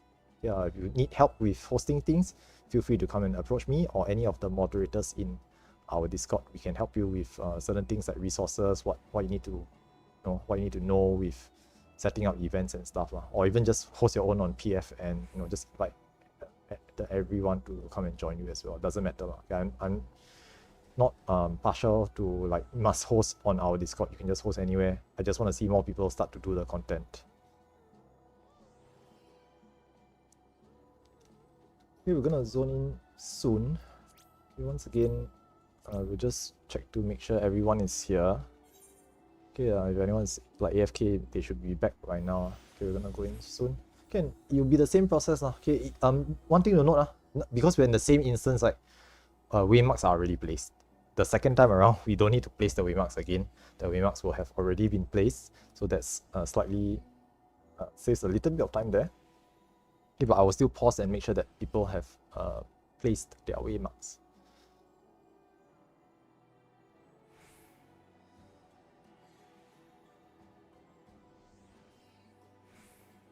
Okay, the other thing to point out is that whatever buffs you have going into the fog tower, right, will drop off. So I know like some people thinking that, okay, let's buff the knight, monk, and the bards buff, okay, last for 30 minutes, buff them all out here so that we don't have to bring in these jobs. Okay, it doesn't work. Okay, the moment you go into the fog tower, all these buffs will drop off. So that's why there's a knowledge stone inside you can use to apply the buffs. But if you're not bringing things like monks or knights, then you won't have them. Okay, usually I myself play knight, okay, because I find it's very useful to sort of save people from dying sometimes. Okay, you know, like clutch, toss, invulnerability on them. Okay, but otherwise, you can try to rotate around. Okay, to be very honest, I think the monks buff not that useful, but who knows, maybe extra move speed is always good. Okay, but there are actually better classes out there for DPS reasons. Okay, the monk phantom job are not the actual monk class. Okay, monks are obviously good. The phantom job, on the other hand, I think people are saying that it doesn't really do very much. It's like if you want DPS, you go cannoneer or samurai. If you want utility, you use things like ranger, thief, or geomancer as well. Can buff, bard as well can buff. So the monk is like not that great. So I wouldn't really use counter stance for the buff as well. Okay, the buff gives like extra movement speed, not that. I mean, it's good for dealing with mechanics, but I mean, if you can resolve the mechanics properly yourself, you shouldn't need it anyway. So yeah, plus you can save your sprint, hold sprint later for the double towers or anti-knockback if it's a knockback. Okay, we are back in once again. Okay, again, as always, we try to do head count first, just to make sure we have the numbers. I'm not too afraid of the numbers because we brought in 24 at least, plus we have fourth party of at least 6. 39, so one less from previous. Yeah, so I think mostly okay. We can stick with the same party comps. The parties 1, 2, 3 should have well over 16 people, so it should be quite safe as well. Okay, but yeah, as usual, we try to do a head count. So these habits that we are using right now, so things like yelling out how many members we have, will probably become the foundation for park runs in future. So ideally, we try to develop certain habits that can be utilized in future park runs. Plus, not to mention, there will inevitably be some parks who will join us in our runs, whether it's today or next time or next week or future runs. There will be public players who join in. So we try not to omit them. Okay, I mean, this run is not a private run, it's an open to public run. So we also try to bring people along with us. Okay, so head count A, B, C, 8, so 24, 1, 2, 3, 7, 4 and 4. So about 15 people. 15 might be a bit little. We might need to shift some players over in that case. Because 1, 2 and 3, yeah. So that's way too few people already. Okay, maybe we can do think about this. Maybe you can split up some players from some of the parties. I'm thinking maybe party Luin's party, right? Party C, y'all can swap with Raymina's party, party 3. So that will put at least 8 plus 7 plus 4. So y'all become party 3, and then Raymina's party come over to become party C. So this way, at least you will have 8 plus 7 plus 4, 16, 19 players 19 players on your side It's okay But you only need 12, right? 4, 8, 12, yeah, you need 12. So at least you have slightly more than just barely enough. I think Raymina's should be here also. I think so. Just double checking. Yeah, okay, so y'all heard me can. So y'all just do a 1-to-1 swap. So Luin's party will become party 3, then Raymina's party will become party C. Okay, we just do 1-to-1 swap. So sort of balances the numbers a little bit more for each side. Okay, at least if there's a couple of deaths, y'all try to fan out and cover. Like you see that there's only 3 people in a stack, and your stack is the whole party is there, right? Just move 1 or 2 players over, try to adjust if possible. Okay, other than that, same thing as before. Yell out your again, Geo, Thieves, Time Mages, and Rangers, please. Okay, so just yell them out if you are a Thief, Geomancer, Time Mage or Ranger, you can just let me know which party you're on. Okay, Time Mage, you and Thief we have on party B already. Here we have a Time Mage on party A as well. Thank you very much. Okay, Time Mage on party 2. So, ABC side settled. Okay, ABC side is all good. Thief, Geo, and Time Mages all covered. 1, 2, 3 side needs to have a Geomancer and Thief as well. Yes, it's all after boss. Okay, just to let you all know. No. Yeah. Once we step off this initial platform, we're stuck to the roles and classes that we are using. So there's no swapping afterwards. Okay, Thief for 3, thank you. Okay, but just to let you all know, this only applies for other runs. Okay, just to be very clear, today's run, right, we actually only need 1 each only. But having 2 is good just in case the one Thief or Time Mage or Geomancer dies and no lives left. So we just bring 2 just in case. Okay, but for today's run, we only really need 1 because later, once we clear boss 1, or if we clear boss 1, we will all be going to the same side. So all of us will go together and we will not see boss 2. Yeah, it doesn't matter for this one. Okay, so other than that, I think we are good to go. So popping ready checks and then we can just start moving off. Okay, yeah. Okay, this time I'll try to push in a bit more DPS as well. Okay, party A is ready. Okay, circle. Okay, A, B. Reminas will be C, thank you. 1, 2, and Luin will be 3. Okay, we'll hang on for a little bit.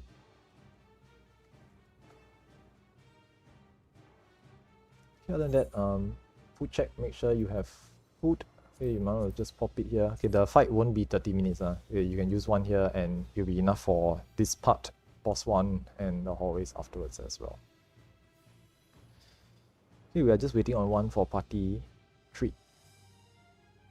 Okay, as usual, after this, once we hop off, we will hop onto the boss platform. Just double check. You can open the map now and see that the waymarks are there. Okay, you can see your waymarks are there. Okay, unfortunately, this instance cannot save waymarks. So without other things, but I won't go into that. So we will have to replace waymarks, but because it's our second attempt, if you're in the same party as before, your waymarks should already be there. So you don't need to place waymarks again. Okay, but if you need time to place waymarks, I will ask for it as well. Okay, yeah, just make sure you don't AFK for 10 minutes as well. Okay, I've just been yapping this entire time. We're just waiting for 1 person.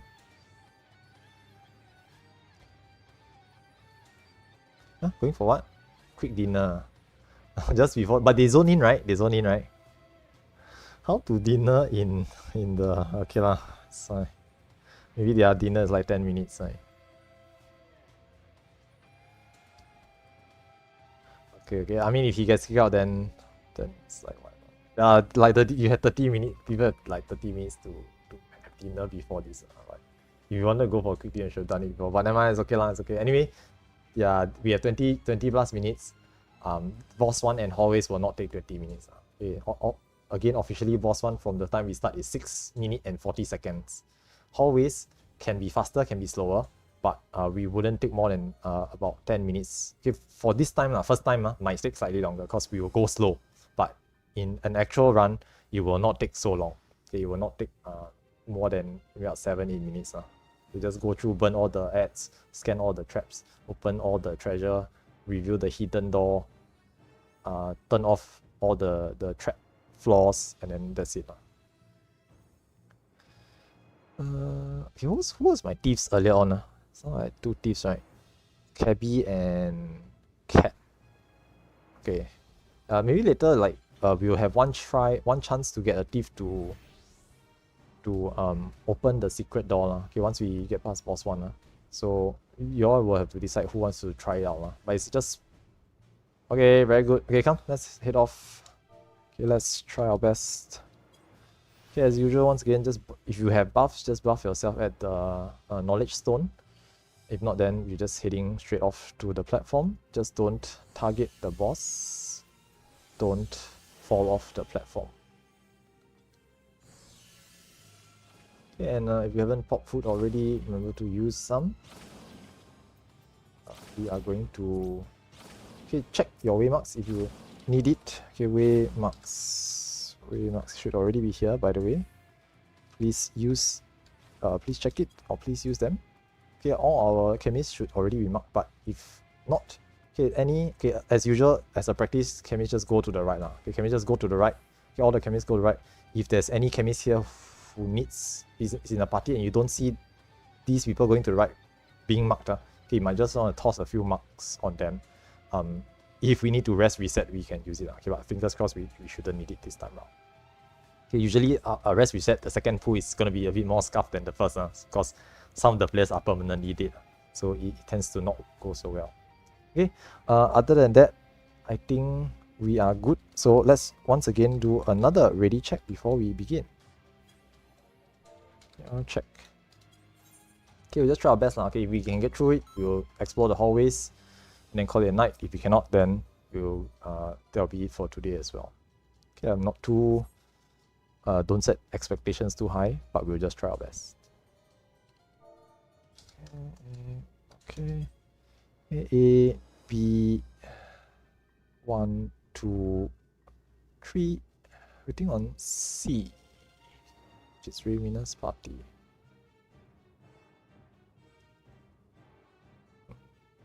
Is party C? C. Let's start at ET. I'll try to do a proper one this time. 1835. 1835. Now LB1 is at 1834. And LB2 is at 1833. Use your range or caster limit break. If you don't use it, it's just wasted. So anyone can use it. You don't even have to ask. Just fire it off to make sure that it gets used. All good. So getting ready to begin. Not yet, not yet. LB2 fire.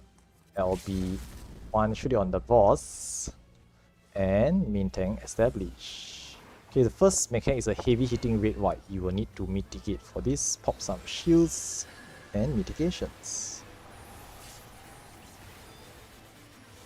I'll be going under the boss afterwards. Go over and knock back. Go over and stay near the boss for the knockback. This happens twice at the start. One more time. Go over and stay far. Go over and move away from the boss. Some people using invulnerable tech, blocking the attack. Tank busters, make sure you cover your tanks. I'll help to heal and shield.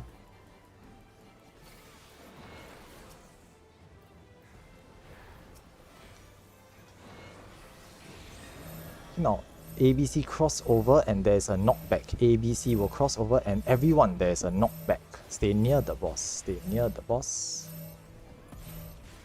Go to your stacks. Very nice. One tower exploded. Not very nice. Go to the left. Go to the left. And we'll be moving behind the boss afterwards. Go behind the boss. Those in the front, go behind. Go to the left, behind the boss. Waymark 3.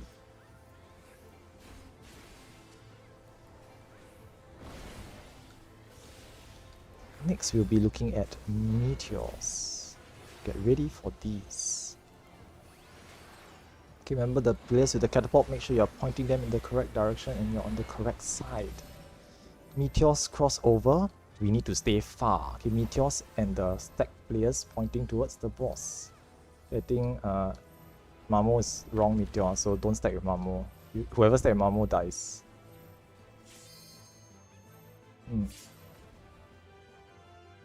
Those who cross over, thank you. Yep. Nice. So that meteor was pointing off the platform, you cannot stack that. Go to the left. Go to the left.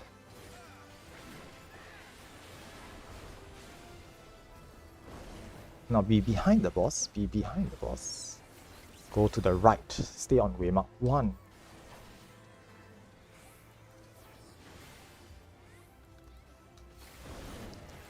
Okay, we'll be looking at the ads next. Now, ABC will cross over and Time Mages get ready to dispel. Okay, ABC cross over. Time Mages help to dispel the big ad. Okay, don't get hit by the AoE. Okay, and burn ads down. Time Mage help to dispel the middle big ad. Okay, and just burn them down.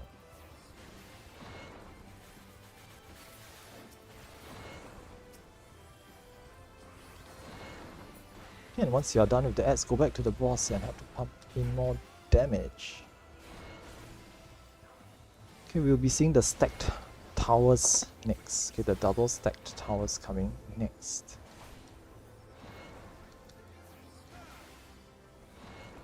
Now the players crossing over will be floating. Okay, we'll be going up.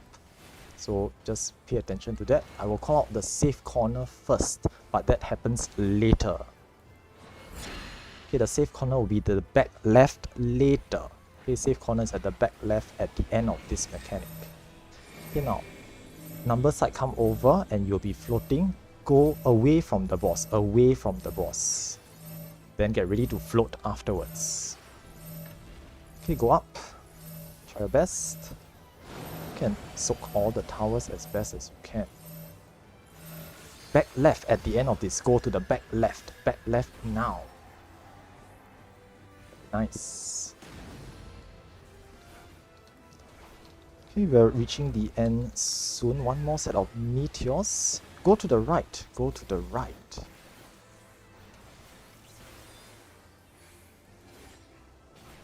Going behind the boss. Going behind the boss. Go to the right once more. Waymark A. Go to the right behind the boss. Waymark A. One set of meteors coming soon. Once again, try to pay attention to your meteor and catapult markers.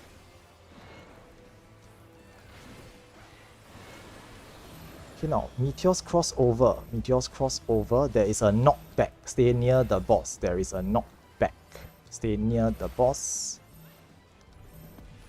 Okay, and help stack to go to the safe side. Nice. Get out of the danger zone. And we will just finish it by killing the boss. This is a very nice clean run. Very good, guys. Okay, cross over and go far, but boss is just dead. Very nice. Congrats. Okay, now help to pick up all the dead players. There should be a teleporter on this side. Okay, the north side. Now, after taking the teleporter, there is a coffer. Okay, there's a treasure coffer. Don't miss it. Everyone will be crowding around it. Don't miss this treasure coffer. It's a bit hard to see because everyone will be standing around it. There is a treasure coffer right here at the knowledge stone. Okay, grab your treasure coffer. Okay, and rebuff your buffs. Remember to grab the treasure coffer as well. It's a personal spoils here. Okay, now for this run, what we're gonna do is normally, right, what happens is we will split into two and some go left, some go right. But for this run, everyone is just going left. Okay, for this run, because we are not going to see boss 2, everyone is just going left so that we all have all the rows and I can explain things as we all go through on the left side. Okay, so all of us come over to the left side. Grab your treasures, your spoils. Okay, if you miss it here, you cannot come back to grab it. There will be one sanguinite inside this treasure coffer. Okay, and don't rush ahead because what's going to happen is all my thieves, okay, will be going up ahead. There will be one big trap at the very start. So I want everyone to stay behind. Okay, y'all can teleport up. Y'all can teleport up, but thieves, only the thieves go in front. Okay, with maybe one tank just to bodyguard them. Okay, ideally the tank is the thief, but the rest of y'all don't go too far in front. If the super trap explodes, whoever goes in front just dies. So be extremely careful. There should be one super trap somewhere close to the front. Okay, you don't have, then pull the ad back. Okay, pull the ad back. Tanks help to tank. Tanks help to tank. Now, Time Mages, slow the Manticore. Time Mages, slow everything if you can. Okay, these manticores will do a left-right cleave. So left side first. Okay, I'll go far. Okay, never mind. Very good. It just dies. Excellent. Yep. Time measures just slow everything. Okay. By right, it's just the hammer, the manticores that need to be slowed, but it's best to slow everything. Okay. If you're not sure what's happening, right, don't go in front first. There will be a super trap. There's a big trap somewhere around here. If that explodes, anyone near it just dies. So the best thing to do, move back. It's really big. It's really big. Come back. Okay, come back. You don't want to like all of you die here for no reason. Okay, the thieves just help me to scan the trap. Okay, now the rangers can pop the small trap. Okay, the how do I say this? Okay, there's a normal trap and there's a super trap. The super trap looks like a trap with a ring around it. Okay, for this run, maybe we will try to get a tank to pop. Okay, so this one on the left is a normal trap. Where's this? Okay, this one on the right is the super trap. Yeah, let's not go. Let's not. Okay, everyone come back. Hoki will do the honors of tank inbound. Maybe just run and pop the big trap first. But everyone come back. It's really big. Behind the. Yeah, it's really big. Yeah. Okay, Hoki, go ahead. Go pop the trap. Okay, we all die in front then. Okay, nice. Okay, nice. Yeah, I can pop both. Okay, later you'll have another chance to see a super trap. There'll be one super trap round the corner, round the bend. You will definitely see it, and we try not to step on that one as well. Okay, so we're just going ahead. Now, if you saw the red line earlier, right, that red line means anything beyond this line, there are traps in this area. So, okay, now here, Geomancer, don't step in. Okay, we pull the ad out, we kill the ads. Geomancer needs to float or levitate the bards can petrify, and can use your Romeo's ballad to petrify all of these. Sometimes they all do AoEs at the same time and it's very hard to dodge. Okay, now Geomancer float the thief, and the thief goes to press the control. Why the thief? Because there may be traps in this room as well. Okay, so the Geomancer in the thief's party help to float Cat over here, or if there's a thief in your party, you can help to float that thief as well. Okay, if Cat's party has no thief, Cat's party has no Geomancer, we need to shuffle a Geomancer over. Okay, so Cat, is that? I see. Okay, we send one Geomancer over lah. No, it's Time Mage, sorry. Geomancer here. Okay, who's a Geo that can volunteer? Anyway, this is just hallway proc, and then after we are done. So, yep, thank you. Okay, then maybe Cat, you hop over to Cabby's party, correct? Cat, you leave your party. Cabby, you invite Cat, and you will get your float there.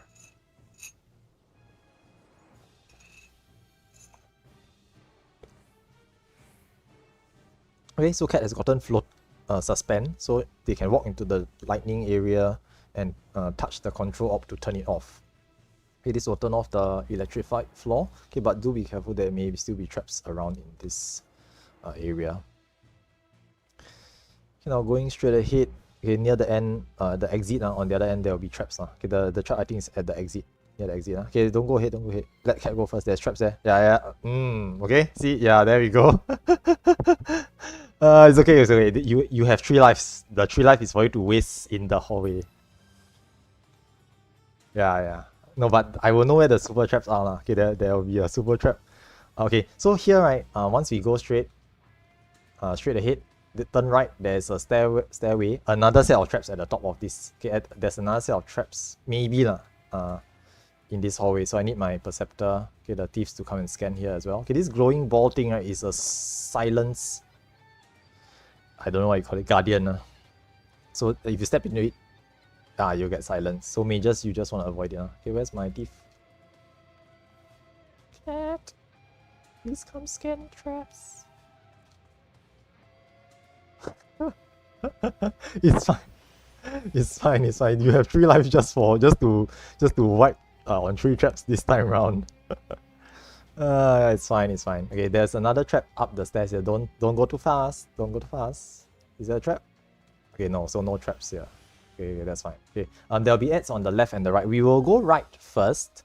Okay, we'll go right first because there's a hidden room with loot on the right. So just pull ads and kill everything. Okay, I think there's no traps here except in front of the hidden. Okay, yeah, there's one over there.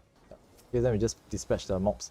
Pull them closer, slow them if you can, or petrify them if they're casting, and just kill them all. Okay, watch out for like yeah, these things. You can stun them if you want. Okay, it's stun immune already, so just move out of it. Yeah, it's all good.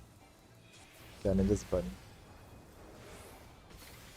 Okay, rangers, this is a normal trap. You can detonate it, so don't go near. Okay, do note that if a ranger use the falcon and detonate it, if you're standing next to it, you will also die. So a ranger can just pop it. Thank you. Boom. Okay, now against these walls, right, there will be 2 hidden rooms. So Thief, just scan the walls here. Okay, there's one here. So this one I think should be safe. Should be safe. Okay, yeah. So you see this red line here, right? This red line here means once you cross this line, there are no traps really. So it's generally safe. Just go up. Okay, no wait, this one? Okay, hang on. Okay, sorry, wrong. This one, this is the Thief specific route. But let's go clear the other rooms first.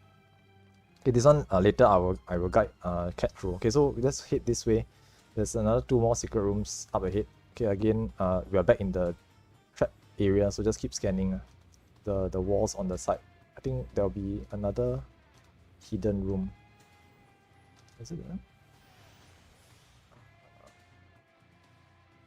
So yeah, there's a door here. You need to open this one.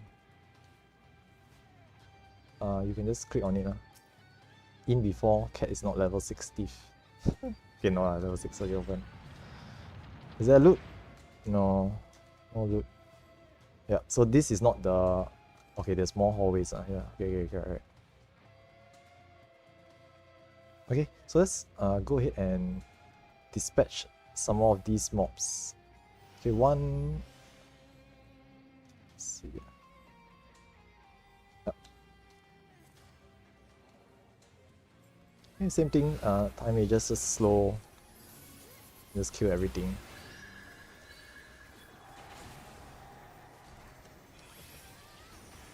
Watch out, please be careful. And again, scan the walls. There usually are hidden rooms. Yep, so there's one here. Okay, it's a 50-50. Okay, so this is the room with the hidden spawns. So we, in theory, don't have to look for the other room. So remember to grab your chest here. This, I think, is 2 or 3 Sanguinites. 3 is this one. Nice. Then I think there's one more room with... We need to kill ads. So we can ignore the ads on the other side. Okay, we don't have to do the other side. Okay, there's another hidden room over there, but we can just ignore it. Okay, going back. What else is there? Okay, yes. So I think what happens next, right, is okay, we can just go all the way straight to the end. There will be okay, don't go up here first. This one, okay, just to let you all know, okay, just to let you all know, this path is for the Thief to unlock. Okay, if you want to see, you can just follow, but please do not step into the glowy area here. So I'm just going to show you. Okay, about 24 minutes. Okay, so this, okay, once you see me, stop. Do not go any further than where I am standing. Okay, this room here is for Cat to sprint, run over, scan the wall at the end, and it will open a door that only the Thief can go through. Once the Thief goes through, there will be a treasure coffer there. There's another door that can be opened, and there's a trap right in front at the end. So Cat, if you are confident, you think you can do it, you can just run through. But if you die, right, we cannot save you. If you die, we cannot save you. So do we have another Thief? We should have another one. So just to let you know, if you... no, you... Okay, Ray wants to try. Okay, then by all means, Ray, we will step back and let you do it. Rayminus says he wants to try to run in. No, but do you have perception? Then how are you gonna reveal the... You cannot go in. Yeah, you cannot open the other side without the perceptor to scan. So Cat okay, just to explain what you need to do, right? Okay, what needs to happen is that the moment you step in, right, the room will start to glow brighter and brighter. Once it fully glows, right, you die. So you need to pop your thief, sprint, run to the end, scan the wall quickly, a door will open. Go through the door, you will drop to a lower room, scan that room, there's a treasure in it, open the door, scan the exit of the door, and we'll meet you on the other side. Got it? Okay, one more time. From the top, pop sprint, run to the other end, scan the wall, a door will open. It's hidden. Go through the door, drop down, there's a chest, open the chest, open the door, there's a trap on the other side of that door, scan it, wait for us there. Okay, we will meet you on the other side. Okay? Okay, we will watch you as you try it out. Is it? I'm not sure, man. I haven't seen anyone fail it, but go ahead, sprint. You should be using your teeth. Scan. Go through. See, so you'll die lah if you didn't make it. Hey, they died. They didn't make it. Do we have another thief in that case? I'm hoping you have one. Is it? Where's he? Where's he? Interesting. Then you can rest them. Okay. I think I wasn't. Cat died, right? Cat died. But did cat drop down the other side? But I know. I can see the message that they died, but did they? Where's the body? Where are they? Are they still? Oh, here. Okay. Cat, try again. Come, try again. No worries. Okay. Maybe I wasn't very clear. Okay, one more time. Cat, listen carefully. Pop phantom sprint, not your normal sprint. Pop the thief phantom sprint. Then you run through. The thief phantom sprint goes faster. Yeah, thief sprint. Just now I saw you using the normal sprint. That's why you didn't make it. Okay, use the thief sprint. Yes, you will go much faster with it. Yeah. Only scary, you can just go through. Yeah, you will make it this time. Yeah. Okay, then you go down the other side. Okay, you can fall off. You can fall off the platform. There's a treasure below. We'll meet you on the other side. Okay. Grab the treasure. Open the door. Scan the door. Other side immediately. The trap is at the door. Okay, on the other side of the door. Okay, then you just wait there for us. Okay, the rest of us will just go over to access.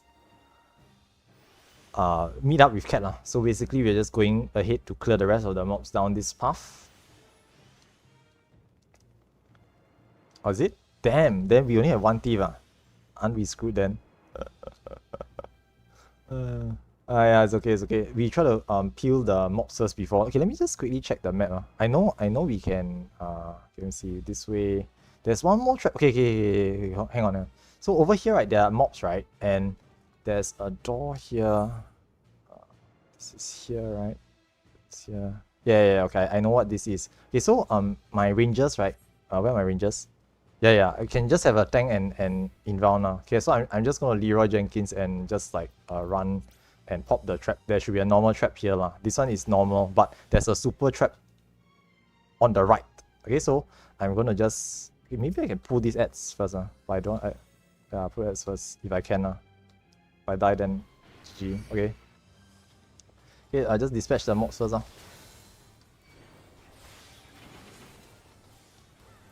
Yeah, there'll be one trap. Oh, Cat is on the other side already. You can see the scanning. Hey, Cat, there's a trap. Careful. There's another trap besides the super trap over there.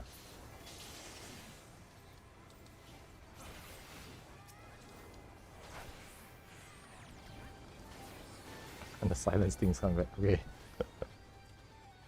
Yeah, it's all good. Okay, there's the other trap. Okay, so this is a normal trap. Ranger, you can pop this trap. Yeah, Cat managed to come back. I thought there would be more mobs, but apparently not. Okay, and okay, now carefully. Do you all see the glowy trap on the right over there? That is a super trap. If we are going to pop it, don't go near. Okay, can y'all see? Those who want to see, y'all can take a look at it. Y'all can see it a little bit from here, but maybe later I can just show a picture for y'all. Yeah, but you generally don't want to go near it because you just die. Just to show y'all. Yeah. Anyone want to try the radius? Y'all can just like line up here and then see who dies. Just to know how big this trap is. Blowing up. So it's quite large. It's quite large. Everyone in I think like I think they're saying like 30 yams radius will just die. So it's a massive trap. Usually you can just pop it with a tank inbound, or I heard rangers can do it also, but they need to send the falcon over and then run away. Okay, so more mobs over here on the okay, on the right first. On the right first is the coffer. So everyone come over here. We theoretically don't need to deal with the mobs, but if you want to see, we can just go and clear it. So there's another coffer here with 2 sanguinite. Okay, so just so you know, right, when Cat went through the door earlier, she dropped down into this room. So this is the coffer that she picked up. And we are grabbing it here. So everyone gets 6 sanguinite. Okay, the thief doesn't get their own special loot. It's just opening the door so that we can get it as well. Okay, and this is the last trap. Okay, let's just ranger pop it. We kill the ads. We will unlock it and then we will reach the end and we can return afterwards. Okay, but let's just see through. Let's just go all the way and see through. Okay, we have enough lives to spare anyway. Yeah, just don't step on the electric. Yeah, don't step on the electric. Yeah, actually, I want to test the freaking electric. So, okay, but let's kill the ads first. Let's kill the ads first. Yeah, test it here. The other day, I asked Hyper to check it for me, but I didn't ask them if it worked or not. Okay, so what's gonna happen is I'm just gonna step into it with tank inbound. Let's go see what happens. Leroy Jenkins. Hey, wow, it works.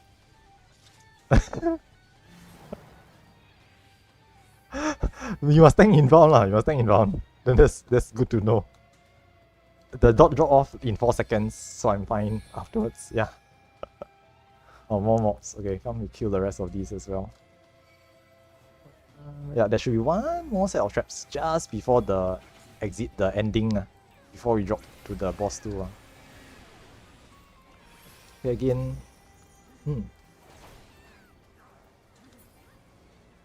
Yes, correct. It's identical, mirror image. But obviously the trap positions and hidden rooms and stuff are randomized slightly. But it's 50-50. Okay, so here, oh, one more trap. Okay, yeah, yeah that's right. Ranger, go! Yeah. Okay, and this barrier controls sigil. Once you activate it, you need to wait for the other party to activate theirs on the other side. And once both are activated, the doors go down, we all drop down. There's another trap I believe need to scan at the bottom, and then it leads you to the boss 2 arena. So that is the end of the hallway segment. Okay, it's pretty like TLDR. Kill all the mobs carefully, scan all the traps, don't blow them up. Float and disable the electrified floor areas, or in this case, tank inbound works too. Use the Thief has a special job to sprint through the hidden... Okay, Thief sprint. You all notice Cat used normal sprint just now, so didn't make it. Thief sprint through the special room, scan the wall, and drop down, open the chest. So total 6 sanguinite. 1 from the end of boss 1, 2 from the room with the mobs, and 3 from the hidden room. So total 6. You should all have 6 sanguinite. Again, that concludes this particular session. Any questions? Okay, anyone want to try anything else here? Although I think we cleared all the traps and killed all the mobs. The only, I think like a few key roles we require here is like Ranger, Thief, Geo, Time Mage to slow the Manticores. Because the Manticores, okay, if you notice the Manticores slowed, they still cast really fast. So imagine no slow, right? It's instantaneous left, right. Then people start dying afterwards.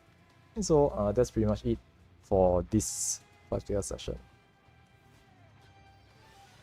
Is it? Y'all can go and kill yourself there if you want to. You can go and try and sprint through. Y'all can go and try. Go mess around. This is an experience after all. You can go play around with it. Yeah, just make sure you don't lose all your lives. I mean, to be fair, even if you do, it doesn't really matter. I just re-level. You're gonna go farm more Phantom Drop experience anyway. You can use return. Like if you okay, so this concludes the end of today's session. You all need to head off. Yeah, you want to return, you can return, then you can go back. Go mess around. Yeah, you all can go and play around with it. Can you? Can you tank inbound the thing? I wanna go and see if you can. Wow, people just. I can try pledge, Try pledge. See if I will die now. Sprint.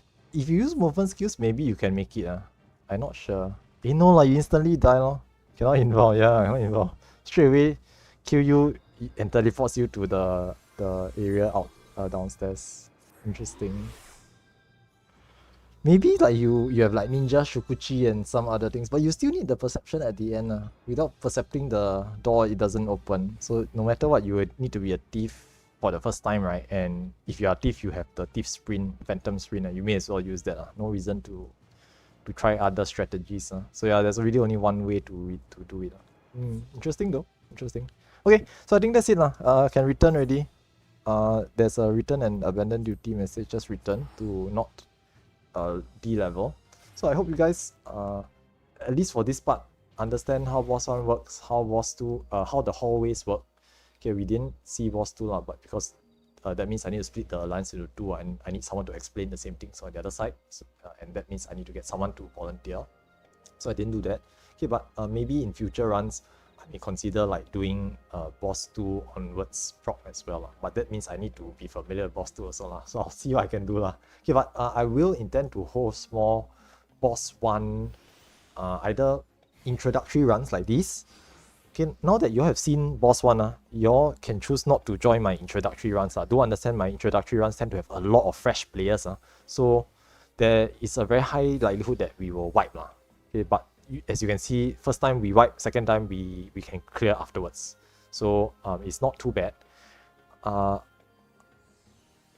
Conversely, right, in future I will start to run boss 1 farm runs as well. Okay, just to farm the Sanguinite to upgrade the gear, because we need a lot. 60 for one piece of gear is quite expensive. Okay, but doing a boss 1 farm is like cut out all the nonsense. Okay, I know I talk a lot. Okay, but no explanation. Make sure every party ready, yell out, okay, I have thief, I have geo, I have this, I have that. Ready check, ready check, ready check, ready check. Okay, I'll go kill boss 1, finish, go hallways, do one side, scan, clear all the mobs, grab the loot, return, and then come out and do it all over again. So I think the farm parties will be something like that. Okay, I see some players already starting to host them, so you are free to join those. Okay, I think Solaya is trying to host more farm parties. You can try to join them as well. Okay, and go ahead and try to farm, farm more of the Sanguinites to upgrade gear. Okay, practice boss 1. Eventually, if you can, try to find groups that will host boss 2 onwards as well. Okay, as we get more and more players to be able to clear boss 1 consistently, we will start to see more and more groups start to practice boss 2 as well, and then we can start to bring up everyone to boss 2 and beyond level. Okay, and that's what I hope to do with these introductory runs. Okay, other than that, if there's any questions you wish to ask, feel free to do so in our Discord. You can ask in the Shits chat channel. Okay, if not, then you can ask in the thread as well. Okay, there's quite a lot of veterans who will be able to answer your questions also. Okay, so do feel free to ask questions. Okay, if not, then I hope you guys enjoyed it. Learning experience. Do look out for more runs in our Discord as well. We will usually have use the Shits ping to ping people when the runs are happening. So do continue to explore the content. Okay, join runs, join farm parties, level up your classes. Okay, and we will try to host more runs in future as well. Eventually leading to clear or more or multiple clears as well. Okay, the achievement is 100 clears. By the way, we're going to be doing this for a long time if we are going after the achievement. Okay, other than that, I don't hold you guys back for too long. So thanks very much for coming, guys. Hope you guys had fun. Okay, have a great rest of the weekend ahead. Okay, I'll see you guys around next time for more Fog Tower runs in the future. Take care now, and bye-bye. Thanks for coming.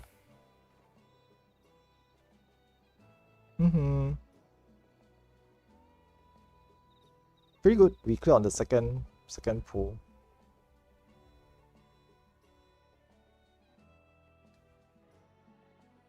No. This was just a boss 1 introductory run. Only hallways and boss 1. So we cleared boss 1 on the second floor. Actually, the first floor got really close. Yeah, it's not too bad. So yeah, pretty good. Hopefully we can get more folks to try out the content and be able to clear boss 1 as well. Then we can host more runs.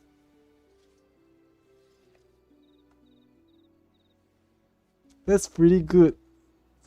can smell the. Yeah, that's okay. Well, that generally doesn't work. I try to keep. Oh, oh, just use return. Yeah, yeah, yeah. If you're still stuck inside the zone, just use return. Yeah. I mean, in theory, you can try to leave the instance as well. If you don't intend to stay in the instance, we have 40 minutes left. Huh? Yeah, you can just leave it. Like, you're not gonna stay inside the fog tower, right? And you're not coming back to the. I mean, even if you want to come back to the starting camp, you can just leave and rezone back in, because there's no purpose in staying in this current instance anymore. So you can just leave or return or leave the instance, and that works as well.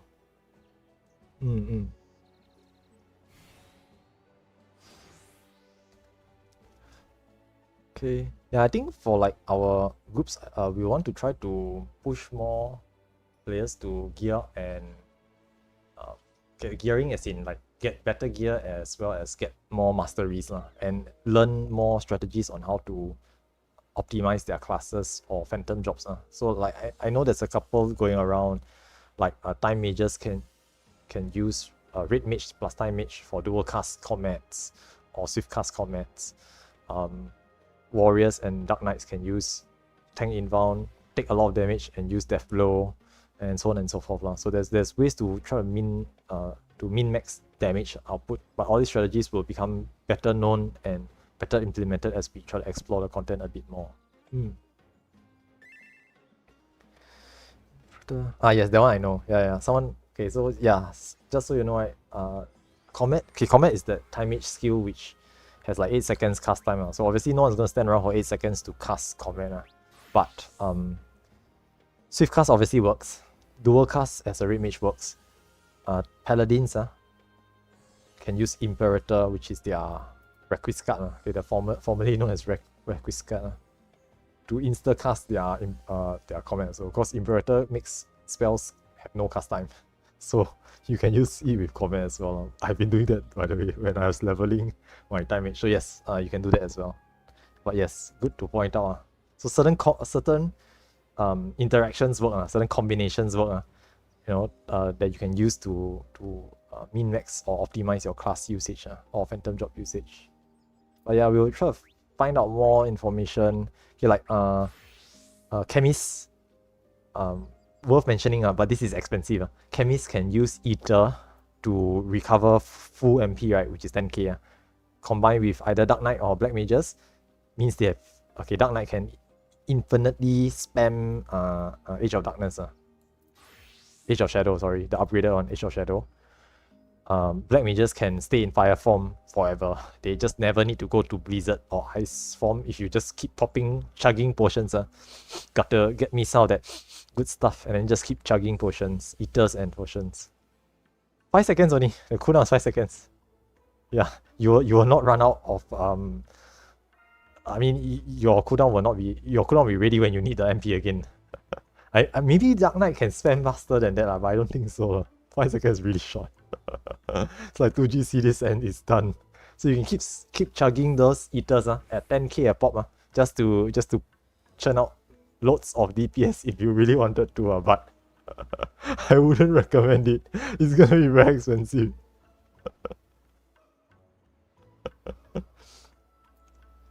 Yeah, 3 casts per Age of Shadow lah. Yeah. You can spam it 3 times in 1 GCD lah. So about that about that.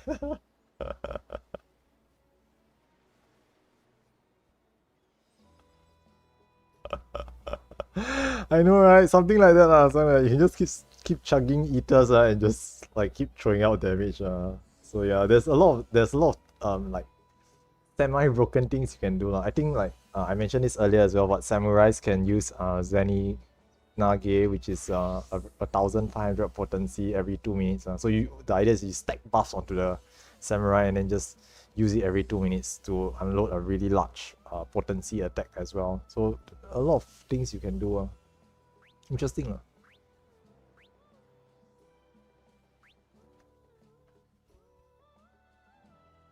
Oh, I see. But who's bringing monks?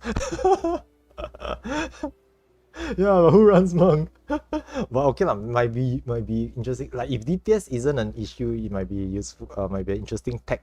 But yeah, generally boss one is a door boss what I call door boss. Boss one isn't too difficult. Once most people understand the mechanics, you don't mess it up or you don't mess up too badly. Make sure you place meteors properly, can soak the towers properly. The boss one isn't really that difficult. It's not even like extreme level. It's like easier than it's like an alliance raid boss, but just that the mechs are punishing. So yeah. Mm-mm-mm. Okay, I think other than that, it's about 10 plus on my time here, so I'm also gonna hop off and take a break. I've been talking quite a while now, so I'm just gonna call it for tonight. Thanks so much for coming, guys. Do look out for more runs in future. Okay, if you have any questions, feel free to ask them in our Discord. Okay, I think quite a lot of people are discussing strategies and things like that, so feel free to partake in that conversation as well. Okay, look out for more runs. I will look forward to hosting Monday lah. Okay, Monday I will be hosting one either introductory run, or if the demand not too high, I might host a farm run.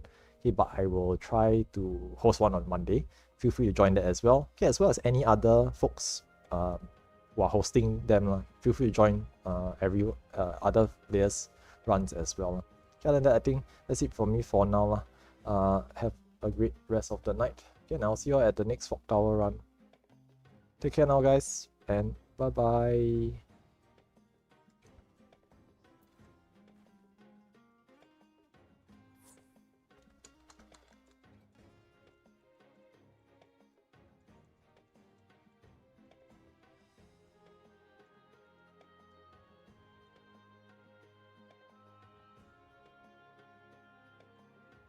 Alright, so that's it for today's session. Pretty good. I mean, I'm actually quite happy that we actually managed to get past boss 1 finally. Like, at least folks are doing better lah. I mean, it's okay if we didn't manage to get past boss 1.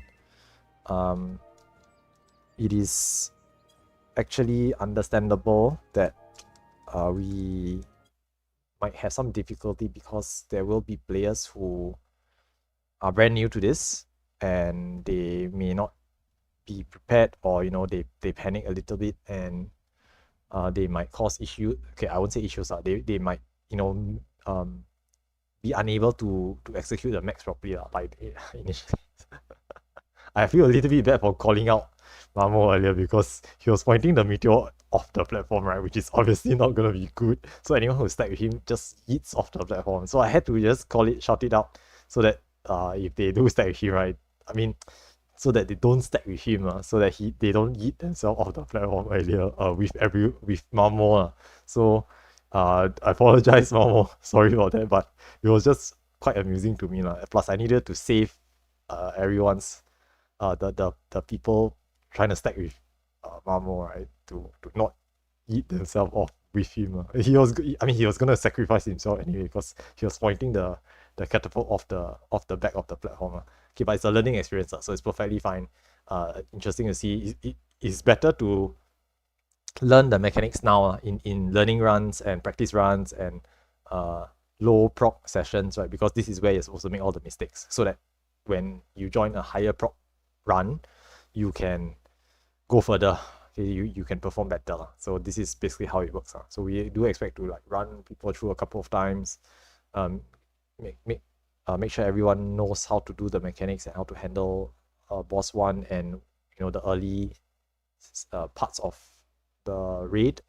Then they can start to progress further. So we'll slowly, as a united player base, try to bring up everyone's level over time. I mean, not just myself, but everyone will be doing the content, and we'll just slowly bring up everyone's level till a point where one day we may be able to even see FFA freeform impromptu runs clear as well. So I hope to see that day sooner rather than later.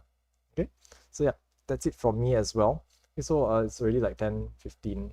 We started at about 8, 7:40, about 8, close to 8. Okay, so it's about 2 hours plus, a little bit.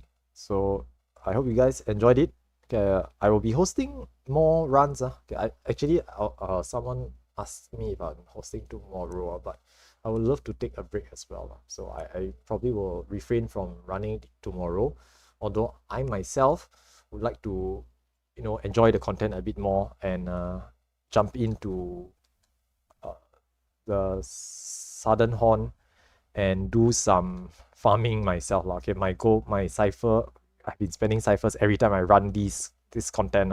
So my gold coins are running out. So I have like 510 left.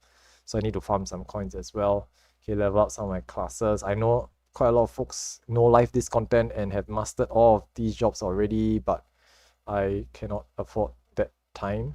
So I also like to level up some. Okay, but I may look for like join other folks who are doing Fog Tower, and instead of hosting the run, I would like to just like join as a participant every once in a while as well. Okay, just chill out, have a laid back experience. Okay, when hosting, I need to manage things and look out for folks, so tends to be a bit more strain on myself. Okay, so sometimes I also like to shake it out a little bit and just be a participant instead. So I hope more folks will step up and host runs, and I can just join in every once in a while as well. Okay, I will, or I do intend to host on Monday. Okay, I haven't decided on whether it'll be an introductory run or a farm run. Okay, but if there are folks who are interested, mainly I will target fresh first. Okay, I'll prioritize fresh players just to bring them in, show them around. But I will also open it up to Boss 1 farmers so that we can hopefully try to clear Boss 1 more consistently, more and more, okay, as we do more of these runs as well. Okay, and eventually we'll start to accumulate Sanguinites. Okay, I think I have about 18 right now, which is not even enough for one, but we're slowly getting there. Okay, and slowly upgrade the gear as well. Okay, so I think that's it from me for now.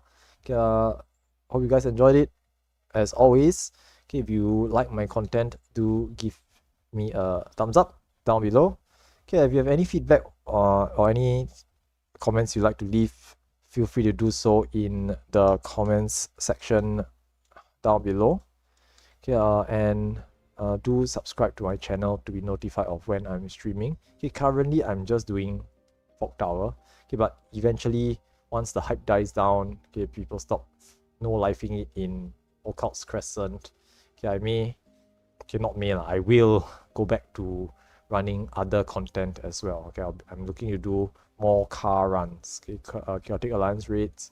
Okay, I'm looking to go back to clear more Criterion Dungeon runs.